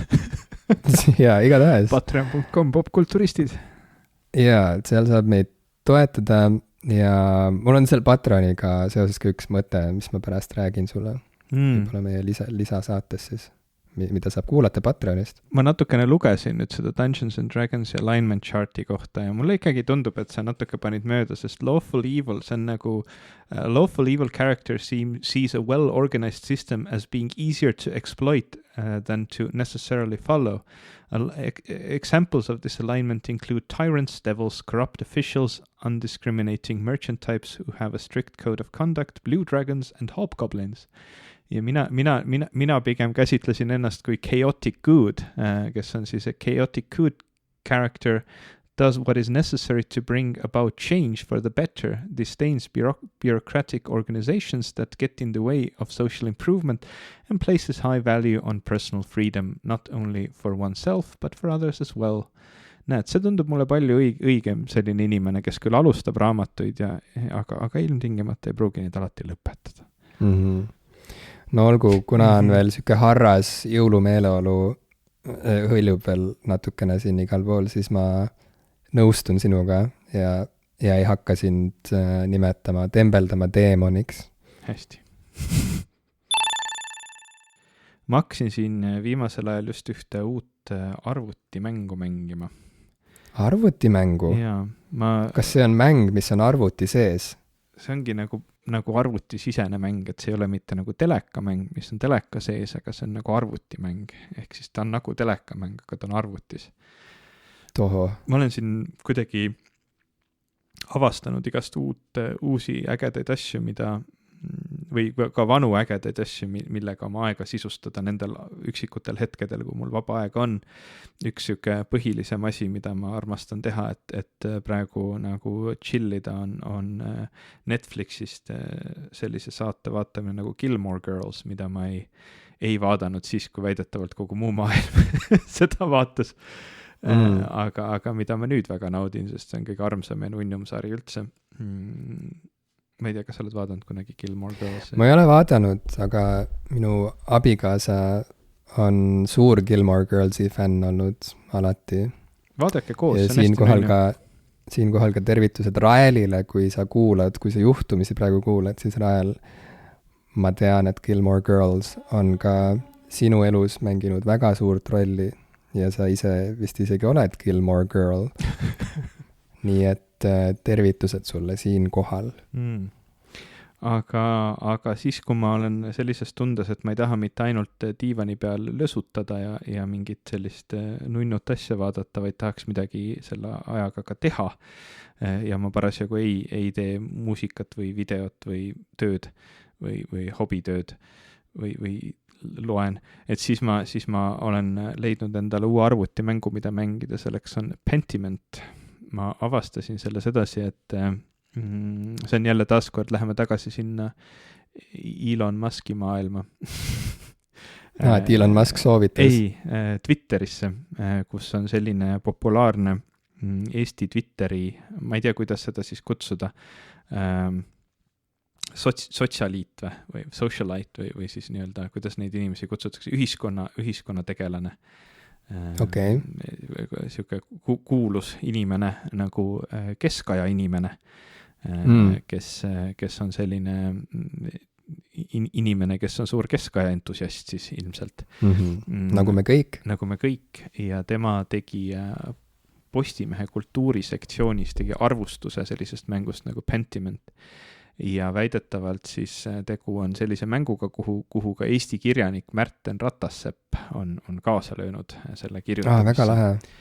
Ja see on siuke väga kihvti visuaalse kujundusega, väga siuke keskaja kunstist inspireeritud visuaalse kujundusega mäng, mis räägib 16. sajandi esimesest poolest, ja ma ei ole seal veel väga kaugel, aga ta on ääretult kihvt siuke hiirekliki seiklus, mis on siuke mängutüüp, mida üldiselt ma naudin, aga ainult siis, kui see story on nagu väga-väga äge. Ja need tegelased on väga-väga ägedad, nagu on olnud Monkey Islandis või väga paljudes teistes LucasArtsi mängudes nagu Grim Fandango ja Full Throttle ka ja nagu oli Disco Elysium ja tegelikult sarnasest siis nagu sellises väga kihvtist maailmast ja väga nagu lahedate tegelastega liinist tuleb ka siis see Pentiment. Et ma ei oskagi tast veel hetkel väga palju rääkida, sest ma tõesti olen alles esimeste tundide juures selles mängus, aga ma vaatame, et äkki mängid sinagi, äkki mängivad ka osad meie kuulajad ja siis on järgmistel kordadel sellest võib-olla isegi rohkem asja rääkida. See on lahe, et sa seda mängima hakkasid ja ma mängin seda kindlasti lähinädalatel. Monkey Island, uus Monkey Island ja Pentiment on kindlasti 2 sellist hiirekliki seiklusmängu, mis on mul to-do listis. Ja räägime sellest uuel aastal, kui me oleme mõlemad mingisuguse parema mulje saanud sealt kätte või mitte parema, aga saad aru, parema ülevaate siis sellest, mida see endast kujutab. Aga mind huvitab, et miks see sulle praegu, et mis pani sind tahtma sellest rääkida, sest et seal midagi vist juba on, ma kujutan ette, mis on sind võlunud. On nii vähe mänge viimasel ajal, mis mind tõmbavad endasse, nagu tõesti vähe.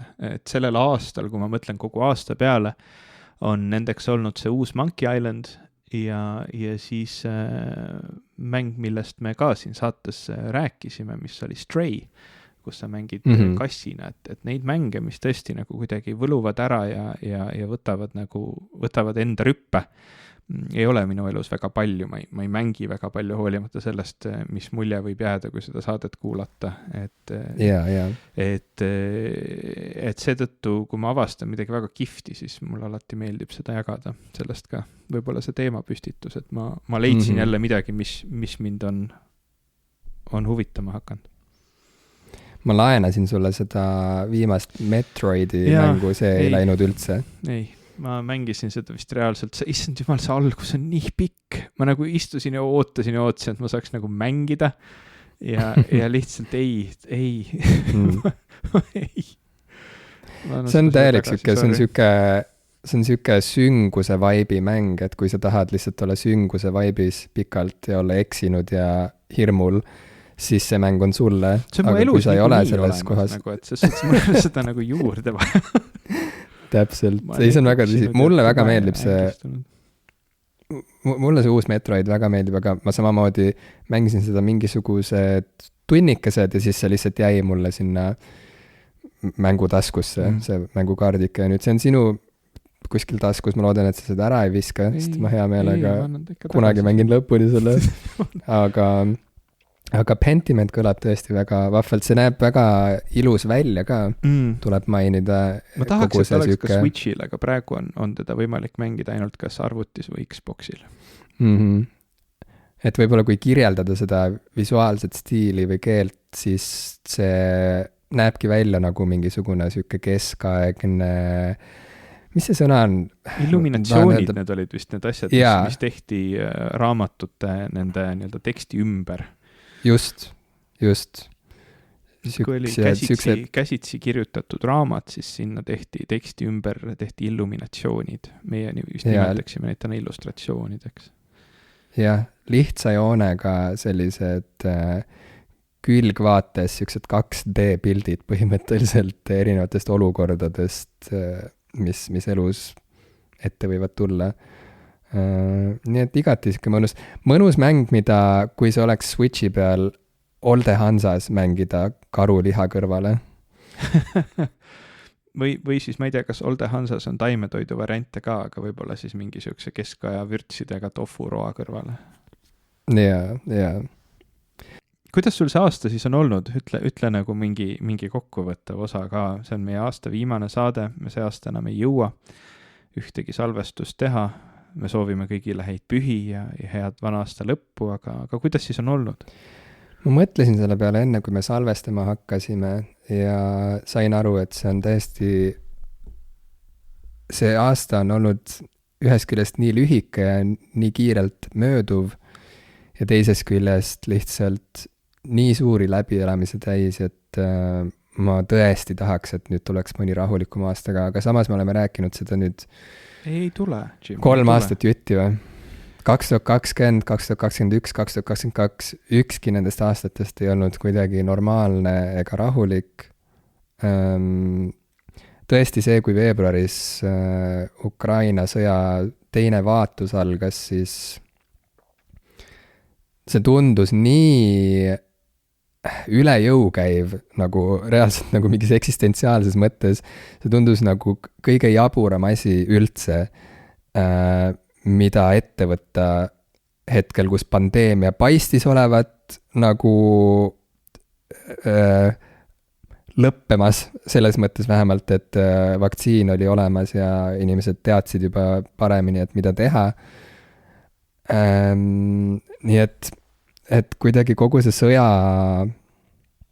foon ja igapäevane tragöödia ja trauma ja kuidagi kõik see elukoha vahetus, ühest riigist teise kolimine, jälle kõikide asjade nagu ümber sättimine, ümber häälestumine, see kõik on olnud väga, ütleme nii, et see aasta raputas läbi. Ja nüüd mul siin aasta lõpus oli ka väga tõsine gripp, mis ei kestnud küll kaua, aga ikkagi ma olin täiesti siruli maas ja võimetu rääkima ja kõndima paar päeva. Et ma tunnengi nüüd lihtsalt kuidagi nagu mingisugune hüljes, kes on kaldale kuidagi jõudnud tagasi ja siuke tunne, et ma lihtsalt laman kõhuli ja vaatan horisondi poole ja loodan, et sealt ei tule midagi järgmist veel jubedamat, kui see rännak, mis siin nüüd selja taha just jäi. Ma ei tea, et see on nagu ma ütlen sulle ausalt,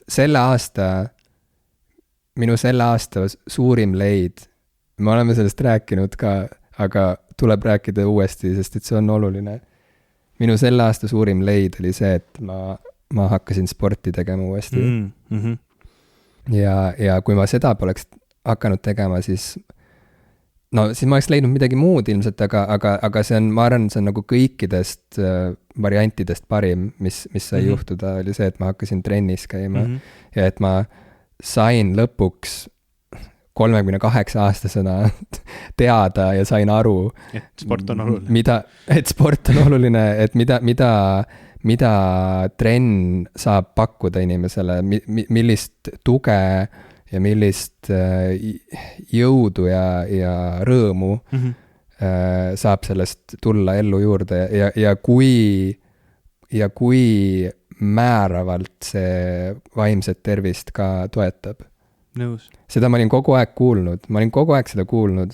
Inimesed kogu aeg ütlesid mulle, et kui sul on halb olla, siis kõigepealt nagu vaata üle kriitilise pilguga, kas sa magad piisavalt, kas sa sööd normaalselt, ehk siis kas sa sööd tervislikult, kas sa liigud piisavalt, kas sa liigutad ennast, kas sa trenni teed, et need on need 3 asja, mida sa kõigepealt pead nagu üle vaatama. Kui üks neist on lappama läinud, siis on juba üsna selge, et kust see probleem nagu alguse sai, on ju. Ja kusjuures sellest 3, mis sa välja tõid, juba ainuüksi see, et sa magad normaalselt ja liigud natukene, on juba nagu meeletu improvement on life, et sealt edasi nagu on juba järgmine küsimus. Meeletu. Nii et tõepoolest kõige selle segaduse ja kaose ja hirmu ja ärevuse ja mille kõige veel, selle kõige kohal särava tähena näitas mulle teed sport. Kes on spordijumal? Spordijumal? Nike oli ju, kas Nike ei olnud Hermes. Spordi? Aga Nike oli ju ka. Nike? Kuidagi ta oli kuidagi spordiga seotud. Nike on Kreeka mütoloogias võiduga seotud. No võt, mul on Nike riided, kui ma trenni teen, siis mul on Nike riided seljas. Aga Hermes oli seotud siis Vana-Kreeka mütoloogias rändurite, lambakarjuste, maismaarennu, kõnemeeste, kirjanduse, kavaluse, luuletajate, spordi, kaalude ja mõõtude ning varaste jumala ja jumalate sõnumitoojatega inimesena Hermes. No võt.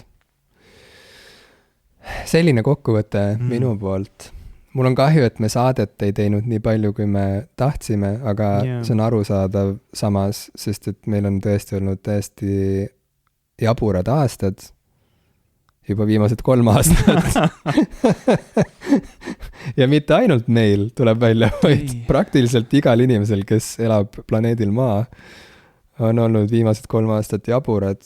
Ja aina hullemaks läheb. Seda on lohutav kuulda. Ja eks me harjume sellega. Siin aasta lõpu saates. Kuidas sina oma aastat kokku võtaksid, Ivo? Eelmise aasta lõpus, ja ma ju teadsin, et mul tuleb põhimõtteliselt selline aasta, nagu ta tuli, et detsembrikuus ma olin lahutanud, ma teadsin, et ma vahetan töökohta ja ma teadsin, et ma ei vahetan elukohta, mul oli vaja saada valmis maja, aga ma teadsin juba tol hetkel, et sinna majja ma elama ei lähe. Et ma nagu aimasin, et see aasta saab olema väga erinev kõigest, mis seni oli olnud ja ma mäletan, ma kirjutasin Facebooki postituse selle kohta, et nagu võttes kokku seda eelmist aastat ja vaadates siis selle aasta peale, ma panin sinna postituse juurde Iirise loo Wild Unknown Thing ja nimetasin, et ilmselt ootab mind ees Wild Unknown Year. Yeah.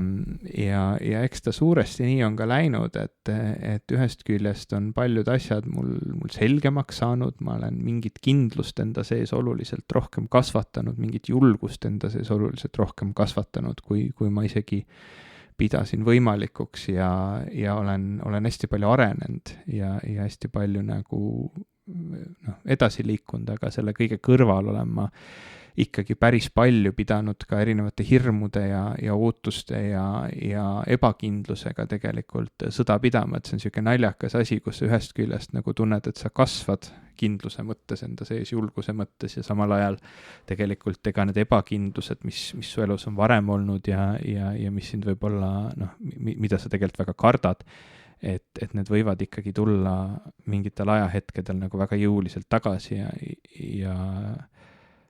kui näiteks eraelus ma tunnen, et ma olen mingis mõttes enesekindlamaks muutunud kui kunagi varem, siis näiteks samal ajal tööelus, ka need väljakutsed, mis said sellel aastal vastu võetud, on ikkagi seda ebakindlust väga-väga palju nagu ikkagi söövitanud kohati. Et see on siuke nagu mixed bag, nagu kõik need asjad, nagu kõik need metsikud ja teadmatud asjad, et on nii hea kui halba. Aga ausalt öeldes ma arvan, et seda aastat ma jään mäletama veel väga kaua ja ei ole väga palju asju selle aasta juures, mida ma kahetseks, et on väga pigem just olnud väga palju kasvatav ja arendav aasta ja ilmselt väga paljuski on ka mitmed asjad selgeks saanud, muuhulgas ka see, et sport on oluline. Ei tahaks nagu ainult seda nagu esile tõsta siin, et sport ei ole mitte kõige olulisem ja antud kontekstis näiteks tõstame esile ka taaskord seda, et jalgpall võib olla tore, aga see, et MM on Kataris ei ole tore. Yeah. Et ühesõnaga on olnud tõesti siuke metsik tundmatu aasta. Nüüd on juba palju sellest ka tuntumaks saanud, aga loomulikult mitte kõik ja eks järgmine aasta ilmselt saab olema selline selginemise aasta mitmes mõttes, et see aasta oli kuidagi siuke, et keerame kogu oma elu pea peale ja vaatame, mis siis saab. et äkki järgmine aasta siis hakkavad mingid asjad omale taas uut kohta leidma ja tekib ka mingi rahu. Ja muidugi ei saa üle ega ümber sellest nagu hirmust või mõttest, et tegelikult ei pruugi üldse nii minna ja järgmine aasta võib seda kaost kas jätkata või veel 10 pügalat juurde keerata, nii et kõik on võimalik. Jaa, absoluutselt kõik on võimalik. See on, kui on üldse midagi siin selgeks saanud viimase 3 aasta jooksul, siis see ongi see, kõik on võimalik. Seda nii heas kui halvas. nii heas kui halvas. Me jõudsime sel aastal 10 saadet teha, kui me nüüd selle ka välja anname, nii et natuke vähem kui 1 kuus. Ja samas täpselt nii palju, kui sina jõudsid lugusid teha. Jah, nii on, huvitav. Väga huvitav. Kui sa teeksid rohkem lugusid, võib-olla me teeksime ka rohkem saateid, võib-olla seal on mingisugune seos. Või vastupidi. Lõpetuseks, kui ma võin midagi soovida, siis kallid kuulajad, jagage meiega oma aasta lemmikalbumeid, filme, seriaale, mänge. Jagage oma nimekirju meiega, kui selline tunne tekib. Jube hea meelega tutvuks nende materjalidega jõudumööda ja päris tõsiselt, nagu juhtus selle Silk Sonici albumiga ja nagu juhtus ka näiteks Solange'i albumiga When I Get Home, millest ma ei olnud kuulnud, kui see välja tuli. See tuli 2019 välja ja ometi üks meie armsatest kuulajatest soovitas seda vist Twitteris tollal, öeldes, et see oli tema üks aasta albumeid tollal. Ja reaalselt see Solange'i album jääbki tähistama minu jaoks seda aega, kui ma kolisin Inglismaale. See oli põhimõtteliselt ainus asi, mida ma üldse kuulasin mitu kuud, kui ma seal vaikselt kohanesin Brighton and Hove'i nimelises linnakeses ja